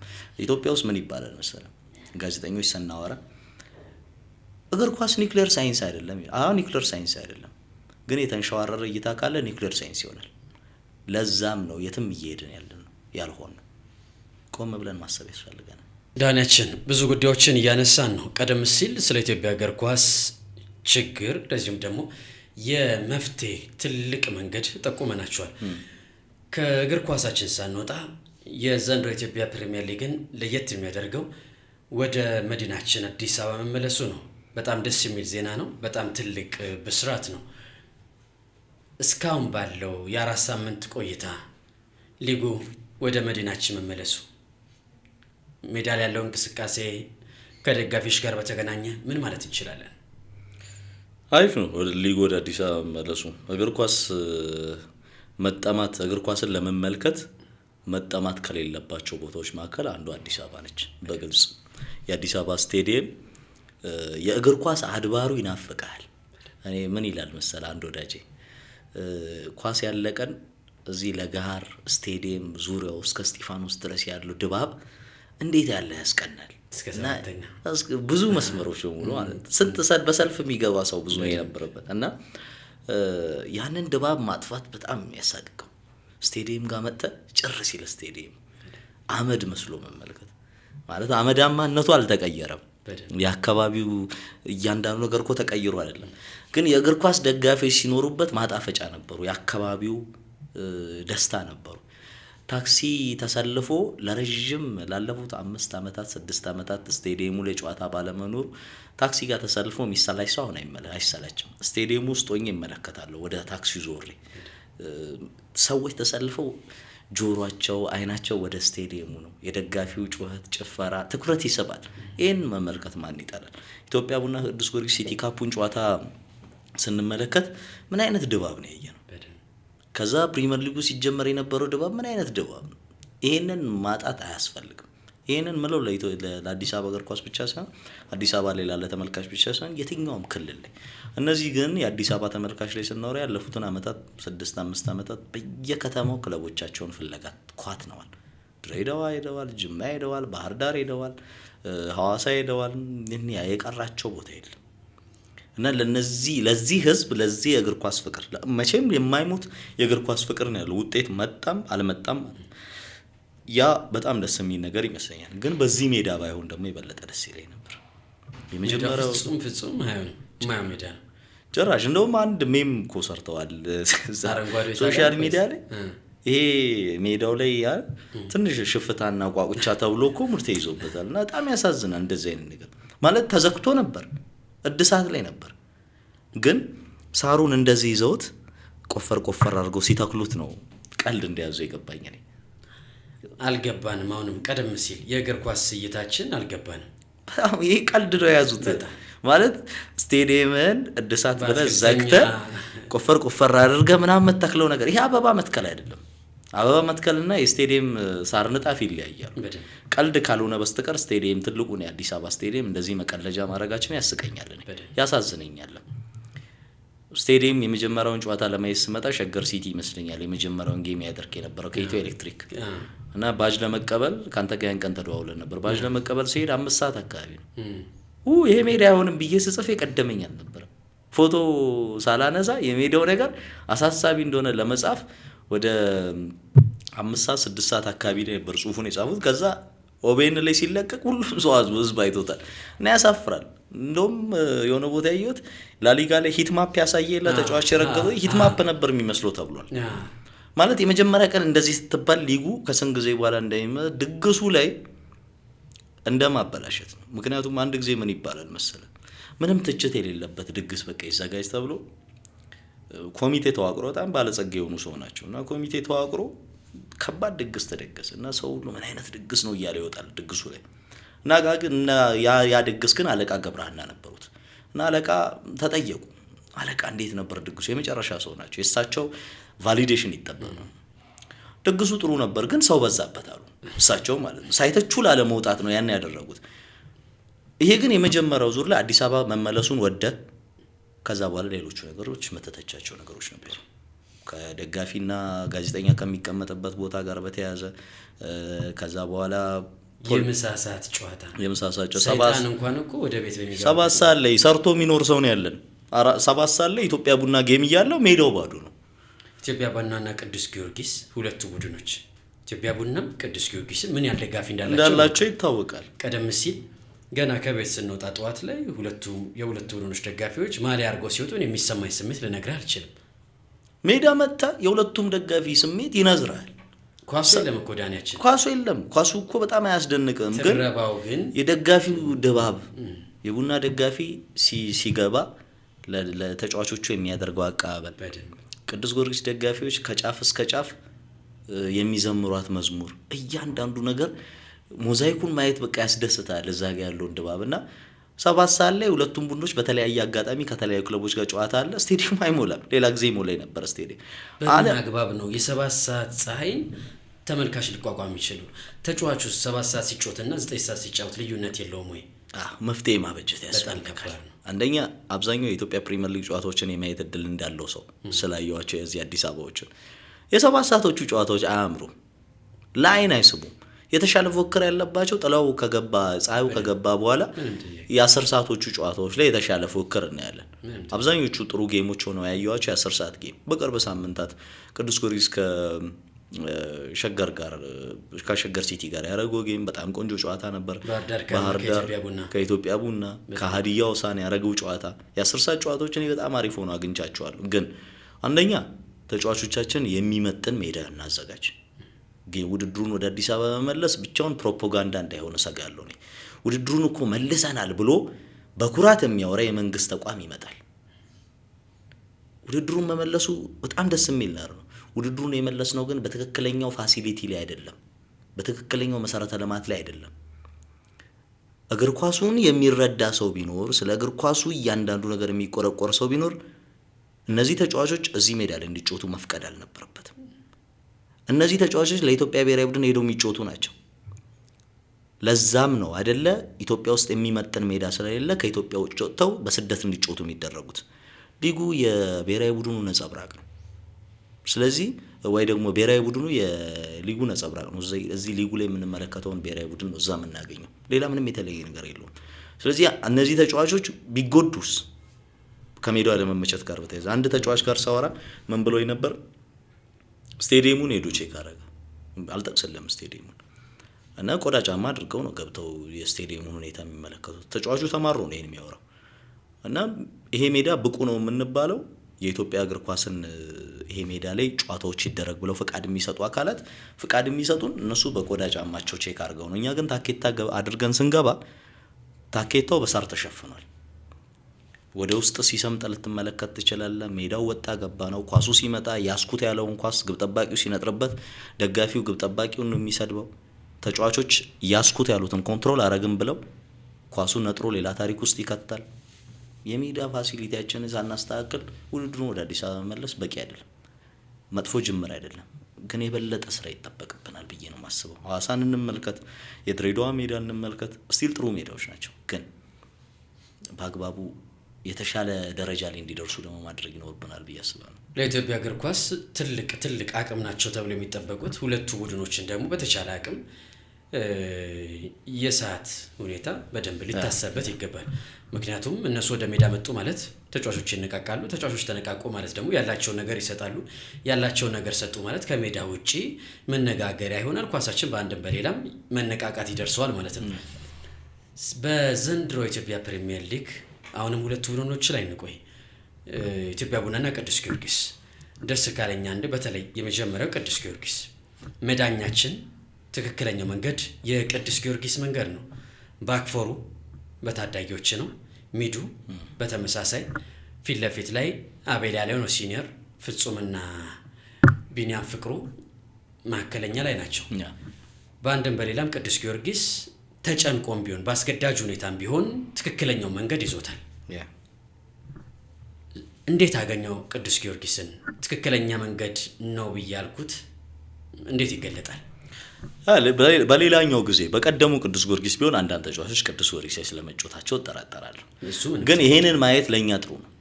ለኛ ጥሩ ነው ስለ የቅዱስ ጊዮርጊስን መቸገር አይደለም። ጊዮርጊስ በዚህ ሁኔታ ውስጥ የመጣበትን መንገድ፣ ለወጣቶች እድል የሰጠበትን መንገድ ለሀገራችን እግር ኳስ የሚሰጠው ጥቅም ቀላል አይደለም። ከነዚህ ተጫዋቾች ውስጥ ብዙ ጥሩ ተጫዋቾች ወደ ዋናው ቡድናችን ማምጣት እንችላለን። እነዚህ ተጫዋቾች ላይ እንድንሰራ የሚያስገድድ ቀን ይመጣል። ስለዚህ እነዚህን ተጫዋቾች መመልከት በጣም ነው የሚያዝናናው። ማለት ለመመልከት ደስ ይላል። አሁን ሜዳ ላይ ቦልድ ናቸው። በጣም የሚያስደስተኝ ነገር ደግሞ ማለት የሚፈሩት ነገር የለም። ኢትዮጵያ ፕሪሚየር ሊግ ውስጥ እኔ ድሮ ልምድ ያለው ተጫዋች የሰበሰበ ቡድን ዋንጫ ሲያነሳ ነው የምናውቀው። አሁን ተቀይሯል። ከዛ ደግሞ ቅዱስ ጊዮርጊስ ስሙ ይጮትላል፣ ማሊያው ይጮትላል። ቅዱስ ጊዮርጊስ አንድ ከዚህ ቀደም ለመጻፍ ሞክሬያለሁ። ስለ ቅዱስ ጊዮርጊስ ስናወራ አቋሙ ወርዶ ሊሆን ይችላል፣ ጥሩ ጊዜ እያሳለፈ ላይሆን ይችላል፣ ግን የምትፈራው ቡድን ነው። ግርማ ሞገስ ያለው ቡድን ነው። ሁሌም ደካማው ቅዱስ ጊዮርጊስ ለዋንጫ ነው የሚጫወተው። ይሄ በሀገራችን እግር ኳስ የተመለከትነው ሀቅ ነው፣ ውሸት የለውም። ሰዎች ላይስማሙበት ይችላሉ፣ ግን ከዛ ቅዱስ ጊዮርጊስ አሁን እነዚህን ወጣት ተጫዋቾች አመጣም። አንድ ጌም ነው የተሸነፈው አይደል? በዚህ ዓመት በሸገር ሲቲ የተሸነፈበት ጌም። ግን ጨዋታዎቹ ላይ ስትመለከት እኔ ለነዛ አሰልጣኞች የሆነ ነገር እንዲያገኙ እፈልጋለሁ። አሰልጣኝ ፋሲል ተካልኝ፣ አዳነ ግርማ፣ ሳሚ ፍሌክስ ለኢትዮጵያ እግር ኳስ ነገ እኮ መፍትሄ መሆን የሚችሉ ሰዎች ናቸው። በኢትዮጵያ እግር ኳስ ውስጥ ያለፉ ሰዎች ናቸው። የኢትዮጵያ እግር ኳስ ችግርና መፍትሄውን ማወቅ የሚችሉ ሰዎች ናቸው። በተጫዋችነት ዘመናቸው ከፍታውን አይተውታል። አሁን በሚገባ ሳሚ ፍሌክስ በቅርብ ዓመታት የሲቲ ካፕ ላይ ይዞት የመጣው ቡድን የሚጮተው እግር ኳስ በጣም አስገራሚ ነበር። በአካል አግኝቼውላ ስለዚህ ጉዳይ አውርቼው ነበር አንድ ቦታ ላይ ተገናኝተና ወጣቶች ላይ አይታመንም እኛ እግር ኳስ ላይ። ግን አንዳንድ ጊዜ ምን አለ መሰለ ከበሰልክ በትልቅ ደረጃ ለመጫወት ብቁ ነህ። አሁን ከሰሞኑ እያየናል የአውሮፓ ቻምፒየንስ ሊግ ወጣቱ ተጫዋች ማክስ ዶማን ሆኗል። 15 ዓመቱ ነው። 15 ዓመታችን ላይ ለኛ ሀገር ብዙ ተጫዋቾች እድል ሰጠናል አልሰጠንም? ሁሉ ጊዜም ለረጅም ጊዜ የምናውቀውን ስም የማብላላት ባህሪ ያለብን አሁንም አለ።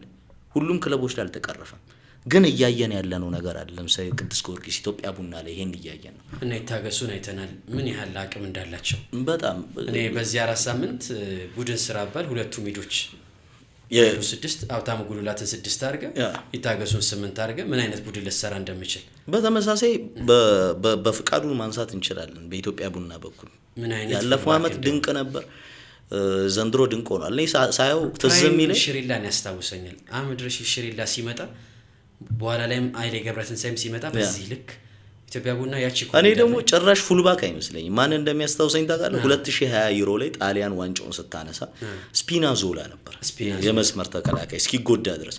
ስፒና አሁን በናፖሊ ቤት ኢንቨርትድ ሆኖ ነበር የሚጫወተው፣ በትክክለኛው ኤሪያው አልነበረም እና እሱ ሲጫወት ኢንቨርት እያደረገ እየገባ ግብ ለማስቆጠር በሚያመቸው እግሩ እንዲጫወት አድርገውት ነበር። በጣም የሚገርም ሚና ነበር የነበረው እስኪጎዳ ድረስ።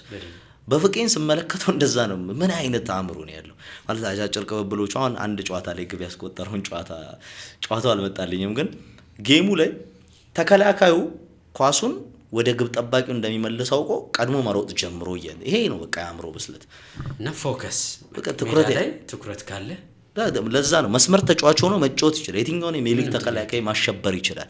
ለዛ ነው አሁን እሱን የምትወደው። ከዛ ባለፈ ባህር ዳር ላይ ሄኖክ ይበልጣል በጣም ሌላ የሚገርም ተጫዋች ነው። ባለፈው ዓመት 20 ዓመት በታች ብሔራዊ ቡድን ላይ ጮት የነበረ ተጫዋች ነው። አንድ ረዘም ያለ ተከላካይ ያላቸው ዘንድሮም የመጀመሪያው ካዲዮሳ ነገር የነበረ ጨዋታ ላይ ግብ ሲያስቆጥር ክንዱ ባየልኝ መሰለኝ እንዲህ ስሙ እርግጠኛ አይደለሁኝም። እና ወጣት ተከላካይ ነው፣ ገና እየመጣ ያለ ልጅ ነው፣ ቁመተ መለሉ ነው። እንደዚህ አይነት አዳዲስ ፊቶችን መመልከት ትልቅ በረከት ነው። ወደውም ሳይሆን ተገደው ሊሆን ይችላል፣ ሳያምኑበት ሊሆን ይችላል። ግን አሁን በሊጉ ሰርቫይቭ ለማድረግ የሊጉን ልምድ ያላቸው ተጫዋቾችን ከሚያሳድዱ ክለቦች ይልቅ እጃቸውን ወደ ኋላ ታስረውም ቢሆን ለረጅም ጊዜ ለሀገራችን እግር ኳስ መፍትሄ ሊሆኑ ይችላል የሚችሉ ፊቶችን እያሳዩ ያሉ ክለቦችን ልናጨበጭብላቸው ይገባል። ያ ነው እግር ኳሳችን ለወጣቶች ለታዳጊዎች በሩ መክፈት መቻል አለበት። ቅዱስ ጊዮርጊስን ስናነሳ፣ ኢትዮጵያ ቡናን ስናነሳ ሄደ ዋንጫ በትበላ ነው ሲኒየሮችን ሰብስበ ምንም ለውጥ ካልፈጠቀ የኢትዮጵያ እግር ኳስ ላይ ለታዳጊዎች ለወጣቶች እድል ሰጠ። ያ ኬሚስትሪ ሲብላላ ደግሞ ተአምር መፈጠር ይችላል ብዬ አስባለሁ። በጣም አሪፍ። the most underrated የምትለው ኢትዮጵያ እግር ኳስ ተጫዋች ማን ነው? ያቀሙን ያልተወራለት ያቀሙን ያልተዘመረለት እንዴት በዚህ ልክ የሰው አይን ውስጥ አልገባም? ግን እኮ ጀግና ነው። የትኛው ተጫዋች ከፍ ብሎ ግን የተናነሰ underrated የሆነ ተጫዋች? አቅም እንደነበረው ብዙ ሰዎች ያወራሉ። እሺ፣ ግን ብዙ ልናየው አልቻልንም። እሺ፣ ያሬድ ዝናቡ በጣም አስገራሚ ተጫዋች ነበር። ያ የጊዮርጊስ ቲም ላይ የነበረው ያሬድ ዝናቡ ከዛ ግን ቶም ሴንት ፊትም ሲመጡ ከዛ ከቶም ሴንት ፊት በኋላም ስንመለከተው የነበረው ያሬድ የሆነ ሰዓት ጠፋ እንጂ በጣም አስገራሚ አማካይ ነበር። አሁን ደግሞ በደንብ የበለጠ ጎልቶ እንዲታይ የምፈልገው አንድ ተጫዋች አለ። ማን ነው? ሀብታሙ ተከስተ። ጎላ በጣም ወሳኝ ተጫዋች ነው። ጎላ ብዙ ነገሩ ደቃቃ ነው ፊዚካሊ እንደምትመለከተው፣ ግን ብሔራዊ ቡድኑ መጫወት አለበት ብዬ ለማስበው የጨዋታ መንገድ ከጎኑ ሌላ ጥሩ የሚባል 6 ቁጥር እኔ በ2-6 ቁጥር የኢትዮጵያ ብሔራዊ ቡድን ቢጫወት ችግር የለብኝም። በደብል ፒቮት ነው ቢሆን ቆንጆ። ግን በጣም ሰራተኛ የሆነ ደብል ፒቮት ከጎኑ ያስፈልጋል። ይሄ አእምሮ በጣም ይሄ አእምሮ የላቀ ነው በጣም። ያ የፋሲል ቡድን ዋንጫ ሲበላ የነበረው ሚና ቀላል አይደለም።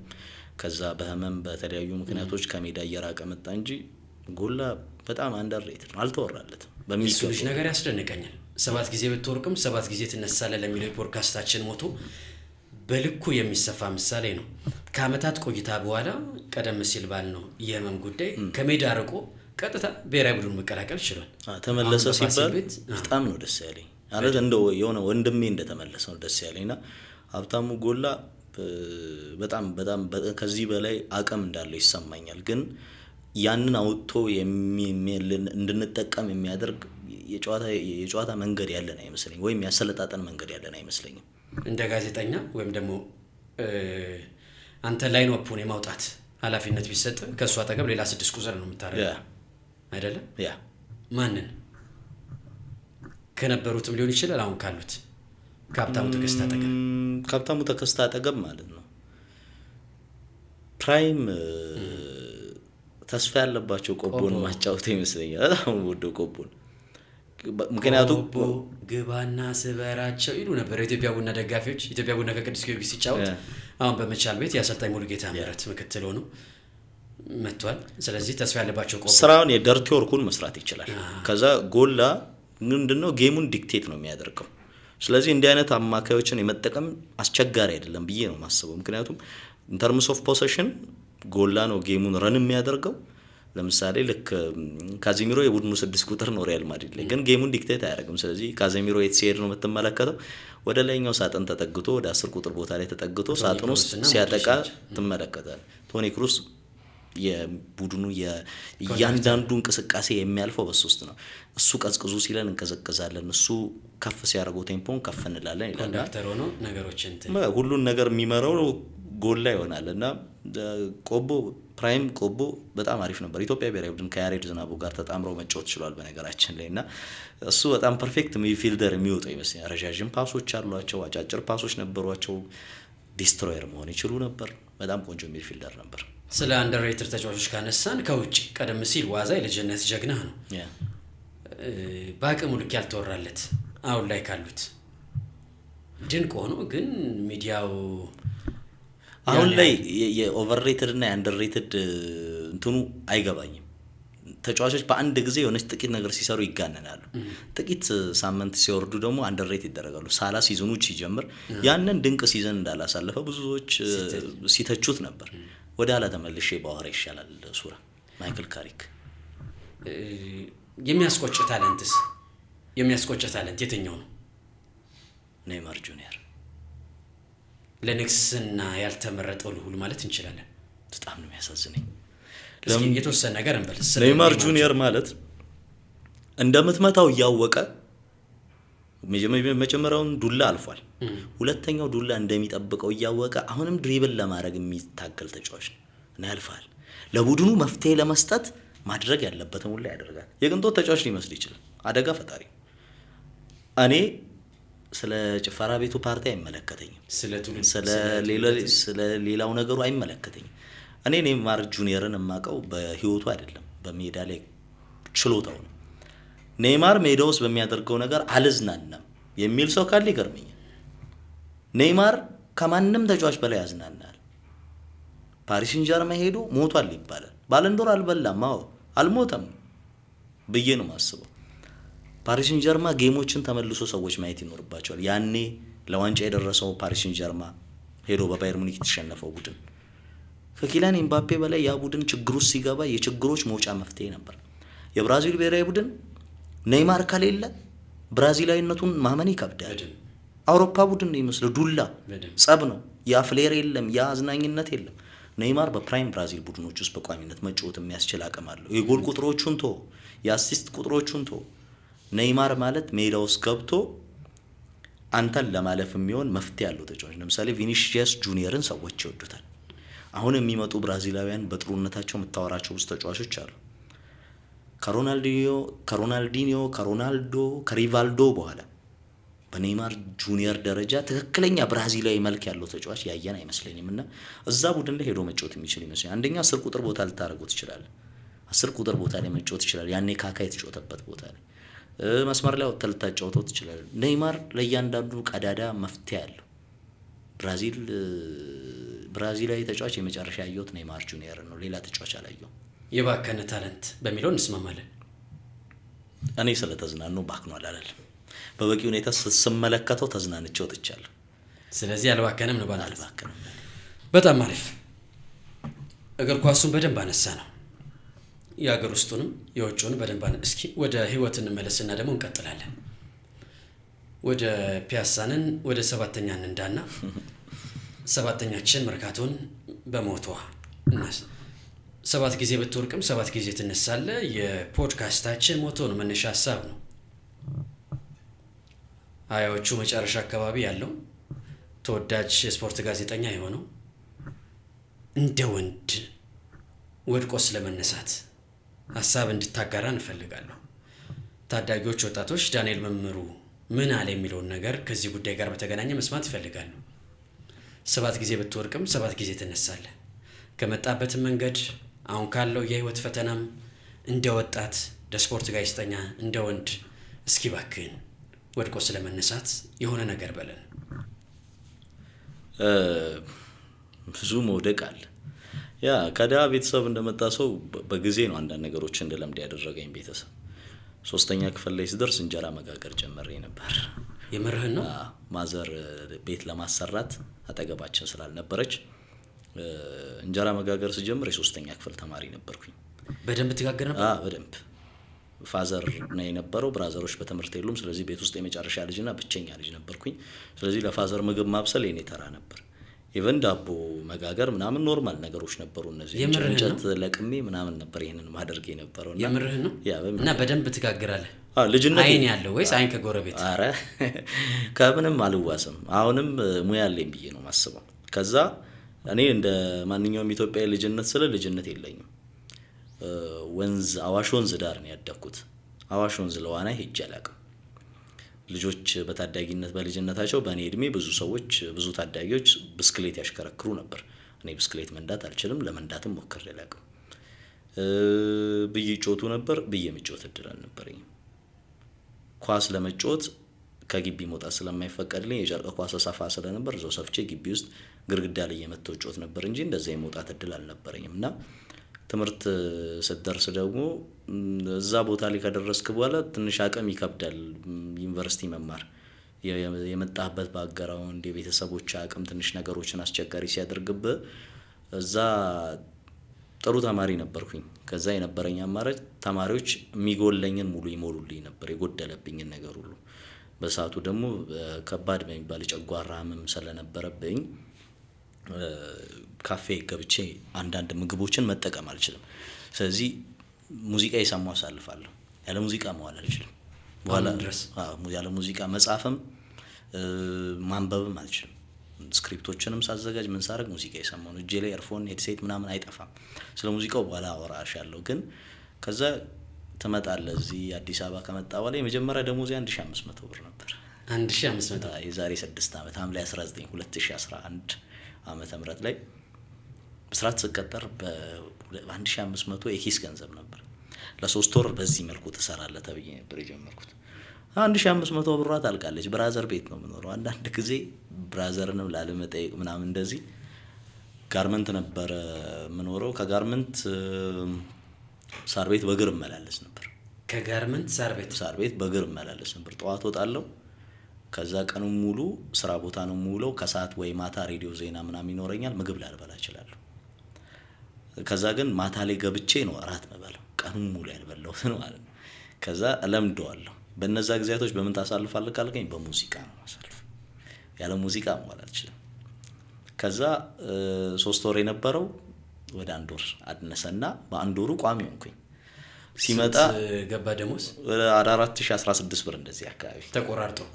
ከዛ 4016 ብር የ1800 ብር ቤት ነው ለመጀመሪያ ጊዜ ተከራየሁት። የት? አፍሪካ ህብረት እዛው። እንደውም አንድ ጋዜጠኛ በጣም ያገራችን ታላቅ ጋዜጠኛ ነው። በራሱ መኪና እዛ አፍሪካ ህብረት ሸኘኝና ማለት ነው ቤቱ 1800 ብር ለረጅም ጊዜ የሚከፍለው ሲጨምር ራሱ 3000 ብር ነው የደረሰችው ጨምሮ።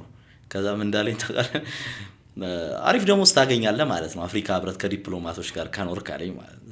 ግን እኔ ነኝ ኑሬን ማቀው ምን አይነት ቤት እንደነበርሽ ቤቷ። ምክንያቱም በመዳበሪያ ነው በአንዱ በኩሏ፣ በዚህ በኩል ኮንቨርሳቶ ነበራትና ምንድነው በቃ በሩን ቆልፈ ገብታ መተኛበት ነው። ከምንም ነገር በላይ ከምግብ በላይ ለወንድ ልጅ በጣም አስፈላጊው ነገር ብዬ ማስበው ገብቶ የሚያለቅስበት ቦታ ማግኘት ነው። ለቅሶ ሂል ያደርጋል፣ በጣም ይፈውሳል። ሰዎች ማልቀሳቸው የድካም እንትን አይደለም። እኔ ውጭ አላለቅስም አሁን ፍቅረኛ የፊት ካልሆነ በስተቀር። ግን ቤት ገብቼ በሳምንት አንዴ አለቅሳለሁ። የተከፋውበትን፣ ያዘንኩበትን፣ የተጨነቅኩበትን ጊዜ እኔ ነኝ የማውቀው። የተራብኩበትን፣ ልብስ መቀየር ያቃተኝን፣ ጫማ መቀየር ያቃተኝን ጊዜ፣ ጫማዬ ውሃ ያስከባበትን ጊዜ ማውቀው እኔ ነኝ። ይሄንን ሁሉ ነገር ስራ ለሙስ ከገባ በኋላ ይሄንን ነገር ለእግዚአብሔር ብቻ ልነግረው የምችለው። ቤተሰብ ገውዬ ሁሉ አልደውልም። እንደውም በጣም ከባድ ባህሪ ቤተሰቦች የራሱን ለመረዳት የሚከብዳቸው በጣም ችግር ውስጥ ሲሆን ስልክ ክፍት አይደለም የኔ ስልክ። ለምን ጠፋ ተብሎ ይደወላል አውቃለሁ። ግን ያንን ያለውበትን ነገር ለመናገር ብፈልግ እንባ ይቀድመኛል። ስለዚህ ስልኬን አጠፋፍቼ ቁጭ እምለው። ግን ሁሌም አንድ ማድረግ ያለበት ነገር በነገሮች ሁሉ እግዚአብሔር ይመስገን። ተስፋ ብትቆርጥም ባትቆርጥም አቅም ብታጣም ብትደክምም እግዚአብሔር ይመስገን የሆነ ቀን አለ ያንተ ቀን የሚመጣበት። ያ ቀን ሲመጣ ያዘንክባቸውን ቀናቶች ሁሉ ይሽራል እግዚአብሔር። አይቼዋለሁ። ሀዘንን ሙሉ የሚሽር ለቅሶውን ሁሉ እንባህን የሚያብስ እግዚአብሔር አለ። ማንም ባያየ የልብህን የሚያውቅ ፈጣሪ አለ። ሰዎች ስም ይሰጠዋል በተለያየ መንገድ። ውድቀትህን ድካምህን የምታውቀው አንተ ነህ። ከዛ ያንን የሚረዳው እግዚአብሔር ነው። እግዚአብሔር በጣም አስገራሚው ነገር ደግሞ እንደሰው አይደለም። ሁሌም የምገረመው በአንድ ነገር መጽሐፍ ቅዱስ ላይ ብዙ ተጽፏል። ሁሌም ልቤን የሚያስገርመኝ ቃል ግን እግዚአብሔር እንደ ሰው አይደለም። እንደ ሰው ስላልሆነ ነው የምንኖረው እንጂ እንደ ኃጢአታችን እንደ በደላችን ቢሆን እስካሁን ባልኖርን ነበር። ግን ሁሉ ነገራችንን ችሎ ብንነጫነጭበት እንኳን በቃ አባታችን ላይ እንደተነጫነጭን አድርጎ ወስዶልን የልጅነት መብት ሰጥቶን ነው እንደዛ የምናሳልፈውና እኔ አዲስ አበባ ላይ 6 ዓመት አሁን 7ኛ ዓመቴ ነው። አዲስ አበባ በጣም ነው ማለት የምትከብደኝ። አዲስ አበባን አሁን ታውቃታለህ ብትለኝ አንተ ጋር ለዚህ ቀረጻ ስመጣ ሰው እየጠየቅኩኝ ነው የመጣሁት ይሄን ቦታ ለምን አዲስ አበባን አላውቃትም። የሆነ ቦታ ላይ ሰፈር ላይ ገባሁ። ከዛ ሰፈር ብዙ መውጣ ሰው አይደለኝም። አዲስ አበባ ትከብደኛለች። ግን ኢን ተርምስ ኦፍ ኦፖርቹኒቲ ደግሞ ከአዲስ አበባ የተሻለ አታገኝም። ስለዚህ ኦፖርቹኒቲ ለማሳደድ አዲስ አበባ መሆን አለብህ። ክልል ላይ ሄደን እንደዚህ አይነት እድሎችን አታገኝም። ስለዚህ የስራ ኤሪያ ላይ እንትን ትለዋለህ። ሁሌም ግን ማስበው በጣም ከባድ በሚባል ጊዜ ተስፋ ማድረግ። ተስፋ የቆረጥ ቀን ያበቃል። ምክንያቱም ወድቆ ይቀር የለም። ብዙ ሰዎች ወድቀው ይቀሩ የሉ። ምክንያቱም የዛሬ 6 ዓመት የነበረኝን ፎቶ አይና ያን ጊዜ ስራ የጀመርኩበት አመት ላይ ራሴን ለማጥፋት ያሰብኩበት ጊዜ ነበር። በጣም ከብዶኝ ከአቅሜ በላይ ሆኖ ማለት ነው። የምርህን ነው? እና መለስ ብዬ ፎቶዎቹን የ6 ዓመት ፎቶዎችን ያሁኑ ስመለከት እንኳንም ኖርኩኝ እላለሁ። ለምንድን እንኳንም ኖርኩኝ የምለው አይ ትንሽ ወፍሬ ያለው እላለሁ። ለራሴ በራሴ ምስቅበት እድል አለ። ሰዎች ጎበዝ ጋዜጠኛ ነው ሲሉ ሰማለሁ። ሰዎች ስለ አቅሜ ደጋግሞ ሲነግሩኝ ሰማለሁ። መኖር ደጉ የሚባለው ለዚህ አይነት ጊዜያቶች ነው። ሰዎች አክብረው ቦታ ሲሰጡኝ አይቻለሁ። ሰዎች ቦታ ሲነሱኝም አይቻለሁ። ዓለም ላይ ደግሞ ማለት ነው መጽሐፍ ላይም እንደተጻፈ በዓለም ሳላችሁ መከራ አለባችሁ ተብሎ እንደተጻፈ የትኛውም ሰው ሳይፈተን ሊያልፍ አይችልም። የትኛውም ሰው ነው ማለት ካለው ተወለድ ካለው ተጠጋ እንደሚባለው ካለው የተጠጋም ካለው የተወለደም ከሌለው የተወለደም ሳይፈተን አያልፍ። ግን ቀንህን መጠበቅ በትክክለኛው ፓዝ እየሄድክ እደርሳለሁ ብዬ ነው የማስበው እዛ ጋር እና እዛ ጋር ስደርስ ምናልባት እግዚአብሔር ባይኖር ነበር እላለሁ። አንድ ቀን አይቀርም እግዚአብሔር ባይኖር ይሄ ሰምጬ በቀረው የሆነ ውሃ ውስጥ የሆነ ነገር ይዞ በሄደ ነበር የተሸከመኝ እሱ ስለሆነ እንጂ ሰው አልተሸከመኝም። ለምሳሌ እኔ እግዚአብሔር በአንድም በሌላም ተሸክሞኛል። እና ሰዎች ቢነሱም ቢወድቁም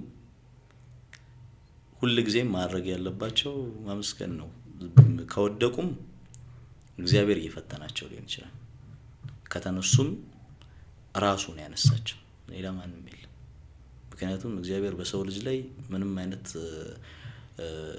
እቅዱ መጽሐፍ ቅዱስ ላይ ምን እንደሚለው የእግዚአብሔር ሐሳብ በሰው ልጆች ላይ ሁሉ መልካምና በጎ የሚባል ነው። ስለዚህ ስንፈተንም ለመልካም ነው።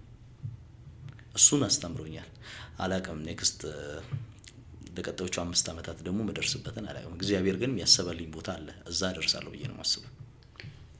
ዳንያችን በዚህ ሁሉ ውስጥ ግን በተለይ በፈተና ወቅት በጠባባ መንገድ ከእግዚአብሔር ጋር ተጣልተህ ታውቃለህ? በጣም ሁሌ ማለት ከመንገዱ አፈግፍግ ያውቃሉ። ለምሳሌ ቤተሰቦቼ የኦርቶዶክስ እምነት ተከታይ ነበሩ እና ኋላ ላይ ቤተሰብ ፕሮቴስታንት ሆነ ሙሉ ለሙሉ ማለት ነው። እና መጨረሻ ላይ እኔም ያው ያንን መቀላቀል ነበረብኝ። ፕሮቴስታንት ቤተክርስቲያን ውስጥ ግጥምና ዜማ ጽፋለሁ፣ ዘማሪ ነበርኩኝ። እዛው ከመታራ ከወጣን በኋላ ሆሳና ገብተን ማለት ነው። ቤተሰብ ጡረታ ወጥቶ ሆሳና ገብተን ነበር። ከዛ እዛ ከገባን በኋላ ቤተክርስቲያን ውስጥ ሰንበት ትምህርት ተመረያለሁኝ፣ አገልግሎት ትምህርት ተመረያለሁ። የአገልግሎት ትምህርት ተተማርኩኝ በኋላ የኳየር ዝማሬ አገልጋይ ነበርኩኝ። ወርሺፕ ቲም ላይ አገልግያለሁ። ዩኒቨርሲቲም ከገባሁኝ በኋላ በመሪነትም ያገለገልኩባቸው ቦታዎች ነበሩ እዛው ቤተክርስቲያን ውስጥ ድራማ ቲም ጭምር እንደዚህ የአርት ቲሞች ላይ ምናምን። ግቢ ከገባሁኝ በኋላ የመምህራንና የክርስቲያን መምህራንና ተማሪዎች ህብረት የሚባል ፌሎሺፕ ግሩፕ ነበር እና ፌሎ ግሩፕ ላይ ሄጄ ፈተና ተፈትኜ የድምጽ ፈተና አልፌያለሁኝ በዝማሬ ማለት አልፌ 5 ወር እንደዚህ 6 ወር አገልግያለሁ የመጀመሪያ ሴሚስተር ላይ። ከዛ በኋላ ውጤቴ ጥሩ ሲሆን ትዕቢት መሰለኝ ወጣሁኝ፣ ከእግዚአብሔር ቤት ራቅኩኝ። ስርቅ አሁን በጣም የእግዚአብሔር ምሕረት የሚያስገርመኝ ለዛ ነው። ከቤተ ክርስቲያን ርቄ አልባሌ ነገሮችን ሞከርኩኝ። ሁሉን ነገር ያልሞከርኩት ነገር የለም ማለት አሁን ይሄንን ስናገረው ማፍርበትም መኮራበትም ሆኖ አይደለም። ባታደርገው የሚመረጥ ነው። ካደረከው በኋላ ምን ታደርገዋለህ? ከዛ ግን ከፈጣሪ ጋር አንድ ምጋጨው ነገር እንደዛ በቤተ ያገለገልኩ ሰው አሁን እንዲሆነ ሆኜ ስታይ ብዬ መጨቃጨቅበት ብዙ ቀናቶች ነበር። መውደቄ ልነሳ ሲያቅተኝ ከፈጣሪ ጋር ጭቅጭቅ እያለቀስኩኝም ቢሆን ከሰው ጋር ማውራት አልወድም። ያቁኛል አብዛኞቹ ጓደኞቼ ዝም ብሎ ብቻዬን ማሳለፍ ነው የምፈልገው። ይሄን ሁሉ እያልኩ ከፈጣሪ ጋር የምጨቃጨቀው ሙዚቃ እየሰማኝ ነው። በጣም ከባድ ነገር። ጠዋት መዝሙር እየሰሙ ይዘሙኛል ሰዎች የተከራየሁባቸው ቤቶች። ከሰዓት ዘፈን እየሰማሁ ሊሆን ይችላል። ግን ሁሌም ጠዋት ላይ የማደርገው ነገር መዝሙር እሰማለሁ። በቃ ቀኔን ጠብቅልኝ እላለሁ። ትንሽ ወላወልክ ይሉዋል ሰዎች። ገና ያልወላወልኩም። ፈጣሪ ልቤን ያውቃል። ልቤ ምንም ከክፋት ተነስቶ እንደዛ አያደርግም። እና አብጠርጥሮ የሚያቀኝ ፈጣሪ ካወቀኝ ከተረዳኝ ይበቃኛል ነው ማለት። ሰዎች እንዲረዱኝ እንዲያውቁኝ ብዙ አልጥርም። አሁን በተለይ ባለውበት እድሜ ወደ 30 ዓመት የገባሁኝ ያለሁት ጫፍ ላይ ነኝ ያለሁት። ሰዎች እንዲረዱኝ ብዙም አልጥርም። ለሰዎች ራሴን ማብራራት ብዙም አልፈልግም። የተረዱኝ ተረዱኝ፣ ያልተረዱኝ ችግር የለውም። በጣም አሪፍ። ይህን ፖድካስት የሚከታተሉ ታዳጊዎች፣ ወጣቶች በዚህ ሰዓት ተወዳጅ ከሆኑ የስፖርት ጋዜጠኞች አንዱ የሆነው ዳንኤል መምህሩ ወድቆ ስለመነሳት ያለውን በደንብ ወደ ህይወታችሁ ተረጉሙታል ብዬ አስባለሁ። ዳኒና ሙዚቃ የተለየ ቁርኝት አላችሁ። እስኪ ሙዚቃ ብዙ ሰዎች ሪሊፍ የምናገኝበት መንገድ ነው። አንዳንዱ ከሰው ጋር ከማውራት ብዙ የሚነሱ ሀሳቦች አሉት። ዳኒ ሙዚቃ ምን ማስታገስ፣ ደስታን በዛ ውስጥ መግለጥ። እስኪ ባክህን ያንተና የሙዚቃን ቁርኝት። ሙዚቃ በቃ አስገዳጅ ነው ለኔ። አስገዳጅ ነው ስለ ማለትም ከልጅነታችን እኛ ቤት ውስጥ የነበሩ ቤት ያቺ ሶኒ ቴፕ ነበረች። ሶኒ ቴፕ ስትመጣ ሁሉም የየራሱን የሚወደውን ካሴት ስራ ምናምን ጀምረው ስላደጉ እኛ ጩጬ ስለነበር መግዛት አንችልም። ካሴት እየገዙ ይመጣሉ ታላላቆች። አንዱ የታምራትን፣ አንዱ የኃይለ ኢየሱስን፣ አንዱ የኃይልየን ይዞ ይመጣል። ስለዚህ እኔ ከትምህርት ቤት ሄጄ የሙዚቃ ክላሶችና የስፖርት ክላሶች ነበሩ። ታለንቴ ሁለት ነው የምለው። ስፖርት ክላስ ከሆነ ሩጫ ነው ታለንቴ። ትሮጥ ነበር? በደንብ ነው የምሮጠው። 10 ዙርም 5 ዙርም ከ1 እስከ 3 ነው የምወጣው። የኖርማል ሙዚቃ ክላስ ከሆነ ብዙ ጊዜ ኃይልየን ነበር ያሰማውሽ ሁሌ በቃ እሱ ሙዚቃ ነበር እየወጣው ዘፈን የነበረው በሰዓቱ ማለት ነው። የልጅነት ትዝታ እሱ ሙዚቃ ላይ ነበር። ግን ሁሉ ጊዜ ቤት ውስጥ የሚመጡ ሙዚቃዎችን ብራዘሮች ሲዘፍኑ ሰማቸው ስለነበረ አእምሮ ላይ ቀርተዋል። ስለዚህ ብዙ ዘፈኖችን እያደኩኝ ሲሄድ ደግሞ በራሴ ስልክ ሲኖረኝ መስማት ጀመርኩኝ። ከሙዚቃ ጋር እንዴት ተወዳጀ ካልከኝ ዩኒቨርሲቲ ነው የበለጠ የተወዳጀሁት። አሁን ቤተሰብ ጋር ስለነበርኩኝ የቤተ ክርስቲያን ሰው ስለነበርኩኝ ከሙዚቃ ጋር ብዙ አልነበርኩም። መዝሙር የበለጠ አዘወትር ነበር። ከዛ ግቢ ከገባሁኝ በኋላ ምን ጀመርኩኝ? ውስጤ ሲደበረኝ ምን ማድረግ ጀምር ነበር? የላቲን ሙዚቃዎች ሰማ ነበር። ከዛ ከልጆች ጋር እናወራለን። ግን ጥናት ሰዓት ሲደርስ ላይብረሪ ሄዶ ማንበብ ስለማልወድ ጥናት ሰዓት ላይ ኤርፎኔን አድርጌ የላቲን ሙዚቃ የምሰማው እና በደንብ ለመሸምደድ ሊሪክ ከፍቼ ነው እንትን ማድረግ የነበረው ሸመድል የነበረው የላቲን ሙዚቃዎችን። ኋላ የውጭ የሀገራችን ሙዚቃ በደንብ መስማት ጀመርኩኝ እዛው ግቢ እያለኝ በደንብ የተወዳጀሁት። አሁን አስቴርን ሙዚቃ የሰማሁኝ ከፍቶኝ ሊሆን ይችላል፣ ዘፈኑ ላይ ያስለቅሰኝ ይችላል፣ ገና ለቅሳለሁ። አንድ ቅርብ ጊዜም እንደዚህ የጻፍኩት ጽሁፍ ነበር። አንድ ቦታ ላይ የሆነ ደብሮኝ ከቤቶች ቁጭ ብዬ ኤርፎን አድርጌ አንጎራጉራለሁ ሙሉ የሚለው ሙዚቃውን እየሰማሁኝ ማለት ሳላስበው ሳለቅስ አገኘሁት ራሴን ውጪ ላይ።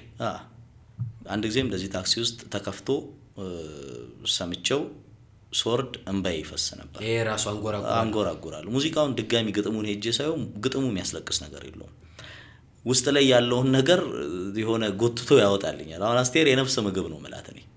አስቴርን በጣም ነው ወደድ። የአስቴር ሙዚቃ አይሰለቸኝም። ፌቨራይት ሙዚቀኛ እሷ በጣም ማንም አይደርስባትም። የባለፈውን ኮንሰርት ገባ? አልገባሁም። በምን አቅሜ አልሆነም። ግን አስቱካን አንድም ቀን መድረክ ላይ ስትጫወት አይቻት አላውቅም በአካል። ግን ስልኬን ስከፍት ብዙ ጊዜ ስልክ ሙዚቃ ከመጫን ይልቅ ማለት ጆሮ እንትን ነው በቃ እዛው ኢንተርኔት ላይ ነው ቀጥታ ማደምጠው ሁሉንም ነገርና የአስቴር ሙዚቃ የትኛውንም ሙዚቃ ብትሰማ ሰዎች ሊሰላቸው ይችላል። የትኛውም ቦታ ቀይር የሚል የለም። አስቴር ነች። ምን ጥያቄ። ከዛ ቴዲ ታደሰ ደግሞ አለ። ሌላ የነፍስ ምግብ ነው። አልበሞቹን የትኛውንም ነገር ቁጭ ለሰማ ስለ ፍቅር ስለምኑ ቢዘፍን ጆሮ ገብ ነው። ከዛ ደግሞ መተከዝ በተመሳሳይ የኔም ቴዎድሮስ ታደሰ ነው። መተከዝ ብትፈልግ ያስተክዛል። አሁን ምን ያስገርመኛል መሰለህ አሁን አንድ ዘፈን አለ ያው ለፍቅረኛ አትልቀውም ግን በጣም ምን አይነት መከፋት ውስጥ ሆኖ ነው የጻፈው ላለው እቴ በገላሽ ማጫረት ጀመርሽ ይላል ዘፈን። ጭራሽ እቴ በገላሽ ማጫረት ጀመርሽ ወይ ማምጣታት ማለት እንዲህ ነው ይመጣል ትላለህ ውጭውዬ ማለት ነው። በዛ ሰዓት የሚነበሩትም ገጣሚዎች ያስገርመኛል። ይሄማ ለፍቅረኛ ሳይሆን ለሸመጠጠች ነው የሚሆነው። ግን ምን አይነት ሰዎች ናቸው እና ያን ዘመን አይታ ወደዚህኛው ዘመን ስትመጣ በጣም ይከብዳል። ግን ያስለቅሰኝ የኔ ነሽ ምን አይነት ሙዚቀኛ እንደሆነ እኔ ግራ ያ እና አስቴር ቴዲ ታደሰ በጣም በተለየ መልኩ ነው የምወዳቸው። በቀን ውስጥ ሙዚቃቸውን እሰማለሁ ግዴታ። አንድ ፕሮግራም ተዘጋጀ። የዓመቱ ምርጥ የስፖርት ጋዜጠኛ ዳንኤል መምሩ ተብሎ ሊሸለም ነው። በዚህ ፕሮግራም ላይ 7ኛ ፖድካስትን ጨምሮ ጥሪ የተደረገላቸው እንግዶች ተገኝተዋል። ላንተ ግን ቪቪአይፒ ትኬት ተሰጠ። 30 ዓመት ሊሞላው ከጫፍ የደረሰው አንድ ወጣት የስፖርት ጋዜጠኛ በዚህ የህይወት ዘመን ቆይታው በልቡ ያነገሳቸው 3 ሰዎችን በዚህ ፕሮግራም ላይ እንዲጋብዝ ከሀገር ውስጥም ከውጭ እሱ ልብ ውስጥ ከልጅነት እስካሁን ባገኛቸው የሚላቸው ካገኛቸውም ሲያገኛቸው የሚያደርገውን ያሳጣው መቀመን ጊዜ መልሜ እነሱ ማግኘት ነው የሚለው 3 ሰዎችን ከቤተሰብ አይቻልም ከቤተሰብ ውጪ 3 የዳንኤል መምሩ የፊት ለፊት ወንበር ተቀማጮች እነማን ናቸው? በጣም ከባድ ነው። ግን ያው ስፖርት ጋዜጠኛ ሆነን የተለያየ የህይወት መንገድ ይኖረናልና 3 ሰዎች እዛ ፕሮግራም ላይ እንዲገኙ ብዬ ባስብ አንደኛው አላዛር አስገዶም ይመስለኛል። ጋዜጠኛ አላዛር አስገዶምን ምጋብዙ ይመስለኛል። ስመጣ ጀምሮ ብዙ አበረታቶኛል ወደዚህ ሙያ ከመጣው በኋላና ላይክ እንደ ኪድ ሳይሆን እንደ ሲኒየር ሌቭል ጋዜጠኛ ነበር ትሪት ያደረገኝ። ከሱ የተቀዱ ነገሮችም አሉኝ ብዬ አስባለሁ። እሱ ዓለም አቀፍ ፖለቲካን ሲተነተን ሰማ ነበርና እኔ ስፖርት ጋዜጠኛ ነኝ ስለዚህ ወዴት ላምጣው ለምን ስፖርትና ፖለቲካ መተንተን ደስ ይለኛል። ስፖርት ከፖለቲካ እንደዚህ አይነት ነገሮች ውስጥ እንደገባ ኢምፕሬሽን አድርጎብኛል እና በጣም አስገራሚ ጋዜጠኛ ነው። በተለይ የትኛውም አሁን እየመጣ ያለ ጋዜጠኛ መነሻ ነጥብ ላይ ያደርገው ይገባል ብዬ አስባለሁ። ሌላኛው እዚህ ፕሮግራሜ ላይ እንዲገኝ የምፈልገው ሰው አስቴር አወቀ ኦብቪየስሊ። አስቴር በጣም አስደናቂ አርቲስት ነች። በጣም ከምወዳቸው 3ኛ ግን ወጣ ያለ ነው ጥሪ የሚሆነው ማን ነው? ጆዜ ሞሪኒዮ። ጆዜ ለረጅም ጊዜ ከሳቸው ባስ ነው የሚወርዱት ማለት ነው። 3 የትኛውም ተጫዋች ልወድ ይችላል። የትኛውም አሰልጣኝ ክለብ ልወድ ይችላል። እንደ ጆዜ ግን ሆኖልኛል። ከብዙ ሰው ጋር ጋጭቶኛል ጆዜ። ለጆዜ ብዬ የመጨረሻው ጥያቄ አሁን አመጣብኝ። ማሳረጊያ ነበር ያሰብኩት ካነሳ ነው ከጀመርነው አይቀር በእያንዳንዱ ጽሁፍ ላይ በእያንዳንዱ እንትኑ ላይ ለጆዜ እውቅና የማይሰጡ ሰዎች ጎሸም ታደርጋለህ። ግድ ነው። ጆዜ መወደስ አለበት፣ ጆዜ መከበር አለበት፣ መከላከልም ጥበብ ነው የሚል አቋም አለ። ጆዜና ዳኒ እባክህን ባንተ አንደበት እስኪ የወቅቱን የቤኔፊካ ከቅርብ ጊዜ ወዲህ መንከራተት የሥራ ጸባያቸው የሆኑትን ቱርክ ሜዲያ አግባብ አልነበረም ያሉትን 2004 ላይ መጣው አም ዘ ስፔሻል ዋን ብለው ለእንግሊዛዊ ራሳቸውን ያስተዋውቁት በዛ ስብስብ ፖርቶን ለትልቁ ዋንጫ ለትልቁ ክብር ያበቁት ዘ ስፔሻል ዋን ጆዜ ሞሪኒዮ እስኪ በጋዜጠኛ ዳንኤል መምሩ አንደበት እስኪ በተወሰነ መልኩ ሰዎች በሚዲያና ከሚዲያ ውጭ ባለው ጆዜ መለየት መቻል አለባቸው። እኔ ከዩናይትድ የተባረረ ጊዜ ለፋይናል እያነበብኩኝ ነበር ይመስለኛል። ለሚድ ኤግዛም እያነበብኩኝ ዩኒቨርሲቲ አልጋዬ ላይ ነበር። ጆዜ ተባረረ የሚለውን በስልኬ ሳይ እና ተመልካቾች እንዳይስቁብኝ አልቅሻለሁ። እዚህ ደረጃ ነው የምወደው እና በጣም ነበር መከራከሩ። ሪያሊስቲክ የሆነ ሰው ነው ምድር ላይ ማለት የሆኑ ፓርቶቹን ፎሎ ስታደርግ ኦፕን ነው፣ ሀምብል ነው፣ የምትወደው አይነት ፐርሶናሊቲ ነው። ሜዳ ላይ ግን ሲመጣ ሌላ ሰው ነው ጆዜ። ስለዛ ሰዎች ሁሌም ሲያወሩ ጆዜን ሀምብል ነው ስል እንዴት ነው ያ አፉ ተናጋሪ የሆነ ሰውዬ ሀምብል ሊሆን የሚችለው? አይደለም። ይህ ሰውዬ ወጣ ብለ የትኛውም ተጫዋቾች በግል ባለው ሪሌሽንሺፓቸው ሲያወሩ በጣም ተወዳጅ ሰው ነው። ከዛ ትልቁ ችግሩ ዲፕሎማቲክ አይደለም። ሚዲያ ላይ ሲመጣ አንዳንድ ነገሮችን ሆን ብሎ ነው የሚያደርጋቸው፣ እረዳዋለሁ። ግን አስመሳይ ስላልሆነ ነው የምወደው። ከኔ ጋር ግጭቴ ከሰዎች ጋር አንድ የሚያጋጨኝ ነገር ካለ ሰዎች አጠገቤ መጥተው ካስመሰሉ ነው። ጆዜ አያስመስልም። ጆዜ ካልወደደ አልወደደህም ነው። መጥቶ አይሸነግልህም። ከአብዛኞቹ አሰልጣኞች የሚለየው ይሄ ነው። ሚዲያ ላይ መጥቶ ጥሩ ቃላቶችን ብቻ አሽሙንሙኖ ሊናገር አይመጣም። ከዘረጠጠም እዛው ፊት ለፊት ነው። ስለዚህ አሁን ለምሳሌ አንተ የሆነ ሰው መጥቶ ከጀርባ ከሚያጠቃ በፊት ለፊት መጥቶ ተናግሮ ቢያጠቃ ይሻላል። ጆዜ ያ ፐርሰን ነው። ከፊት ለፊት ተናግሮ ከፊት ለፊት ይጋፈጣል እንጂ ከጀርባ አያጠቃም። እና አንድ እሱ ነገር ነው። ሁለተኛ በእግር ኳስ ውስጥ ፔዲግሪ የሚሰጠው ሰው አልነበረም። ልክ ለምሳሌ ስለ ናፖሊዮን ቦናፓርቴ ስናነሳ ናፖሊዮንን አምጥተህ ከንጉሳውያን መንደር የመጣ ሰው አይደለም፣ ግን ንጉስ ሆነ። በዛች እንስት እስኪወድቅ ድረስ ናፖሊዮን ከንጉሳውያን መንደር ስላልመጣ አውትሳይደር ነበር። ጆዜ አውትሳይደር ነው። በስፖርት ሳይንስ ሲመረቅ እንጂ በእግር ኳስ ውስጥ ያለፈ ልክ እንደነ ጋርዲዮላ ወይና አርቴታ አሁን እንዳሉበት በእግር ኳስ ውስጥ ስላለፈ የባላባትነት ፔዲግሪ የሚሰጠው ሰው አይደለም። አውትሳይደር ነው። መጥቶ አስተርጓሚ ነበረ። ከስፖርት ሳይንስ ትምህርቱ በኋላ ፊዚካል ኤጁኬሽን መመሪያ ነበረ ነው። ከዛ አስተርጓሚ ነበረ። ግን በአስተርጓሚ በኩል አድርጎ መጥቶ አሰልጣኝ ሆነ እና ለምን ያስገበረ አውትሳይደር የነበረ ቦታው አይገባህም የሚባል እኔ እንደው ምሳሌ ነው መሆን የሚችለው። ይሄ ቦታ ለአንተ አይሆንም ለሚሉ ሰዎች ጆዜ ነው መነሻ ማድረግ ያለባቸው። ያ ቦታ ላይ ሄደ ፔዲግሪ የሚሰጣቸውን ሰዎች በልጠ ማሸነፍ ትችላለህ። እና አውትሳይደር ስለነበረ ያ የባላባትነት ማዕረግ የማይሰጠው ጭሰኛ ነበር በአስተርጓሚነቱ። ለዛኔ የባርሴሎና ደጋፊዎች አስተርጓሚ እያሉ ሙድም ይዙበት። ግን ሄዶ በሜዳቸው አላስገበራቸውም፣ ጥሏቸው አላለፈም። ያ ነው ላይፍን የምትማረው ከእንዲህ አይነት ሰው ነው። አይገባም፣ ይሄ ቦታ ላንተ አይሆንም፣ ይሄውን በርኮ ላንተ አይሆንም የሚል ሰው አለ በየትኛውም የላይፍ መስክ ላይ ማለት ነው። ለዚህ ትክክለኛው ምሳሌ ጆዜ ሞሪኒዮ። በጣም ደስ የሚል እይታ ነው። የማሳረጊያ ጥያቄ። እዚህ ዓለም ላይ ሁሉ ነገር ይጀምራል፣ ማሳረጊያ መጨረሻ አለው። ተወደደም ተጠላ እንደመጣ ነው እንመለሳለን በሚለው ማለት ነው። ሰዎች አንተን የሚያውቁ ጅማሮም የጋዜጠኝነትህም በ1500 ቤት የጀመርከው ብስራት ኤፍኤም ነው። ከሳር ቤት ወደ ላንቻ የዳንኤል መምህሩና የብስራት ኤፍኤም እህል ውሃ ከወራት በፊት ተጠናቋል። አሁን በኤንቢሲ ኢትዮጵያ ነው እየሰራ ያለው። ያውኑን እናቆየውና ለምንድን ነው ዳኒ ከብስራት የወጣው የሚለውን ጠይቅልን ተብያለሁ። ዳኒ ለምን ከብስራት ኤፍኤም ለቀቀ? ምክንያቱ ምንድን ነው? ያው መሀሉ አይነገርም ነው የሚባለው። አለመግባባቶች ይፈጠራሉ። ሁሉ ነገር የጀመርክበት ቤት ሲሆን ደግሞ ትልቅ ቦታ ይኖራል ለዛ ቤት። ለብስራት ያ አይነት ፍቅር ነው ያለኝ። ሁሉ ነገር የጀመርኩበት ቤት ልክ ክርስቲያኑ ሰሞኑን ሲሰጥ አስተያየቱን ስለ ማንቸስተር ዩናይትድ ስላለው ፍቅር ምናምን ሲያወራ ነበር አይደለ?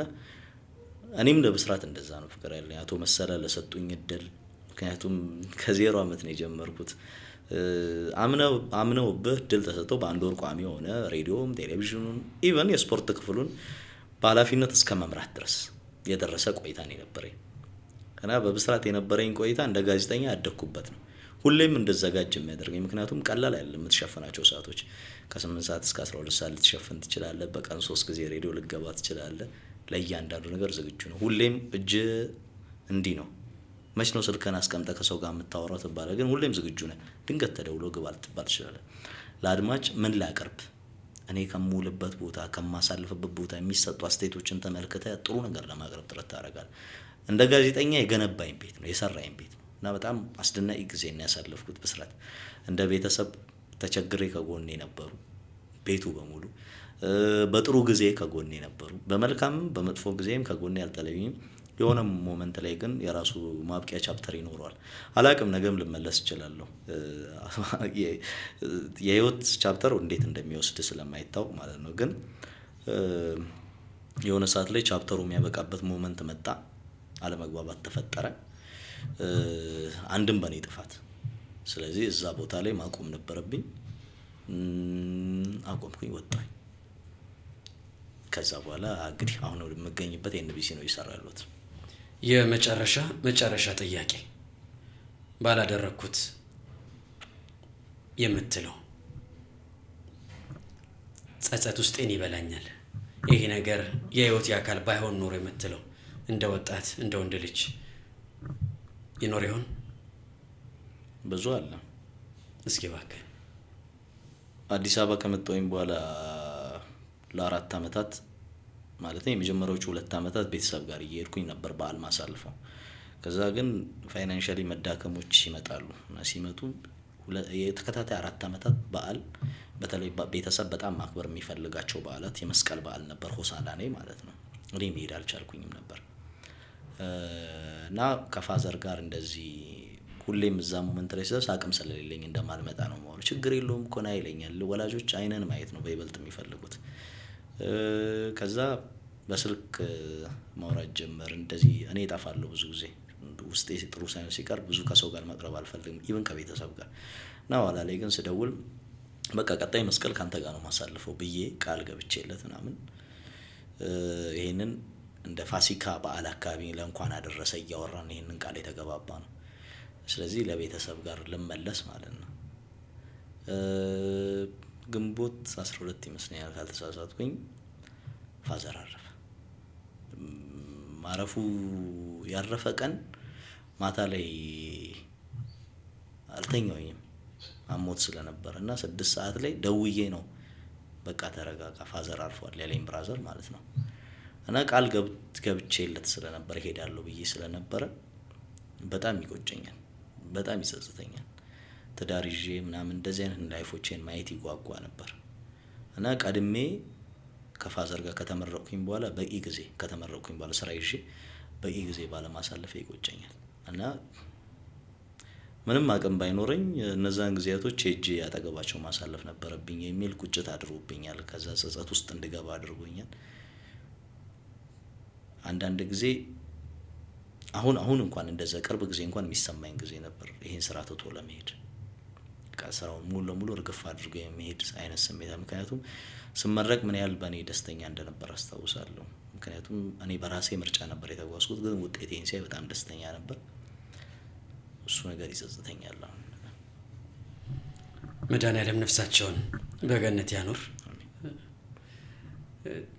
የወላጅ ትልቁ ስኬት ደግሞ ልጅ በሁለት እግሩ ቆሞ ህልሙን ሲኖር ነው።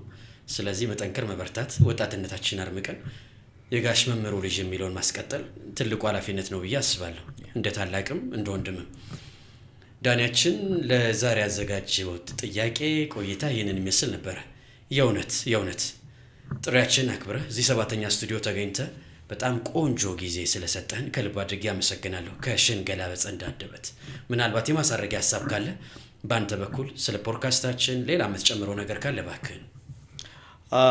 እኔ በጣም ነው የማመሰግነው ሱራ።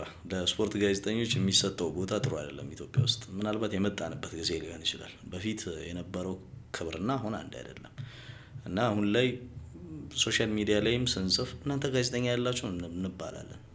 አንድ አድማጮች ኦዲየንሱ እንዲረዳን የምንፈልገው የትኛውም ዓለም ላይ ያለ ሚዲያ ሰው ሶሻል ሚዲያውን የሚጠቀመው ለዜና ማቅረቢያነት አይደለም። ትሮል ይደራረጋል፣ ሰው ይጫወታል፣ ይቀልዳል እና ጋዜጠኞችም ስሜት እንዳላቸው ሰዎች መርሳት የለባቸውም ብዬ አስባለሁ።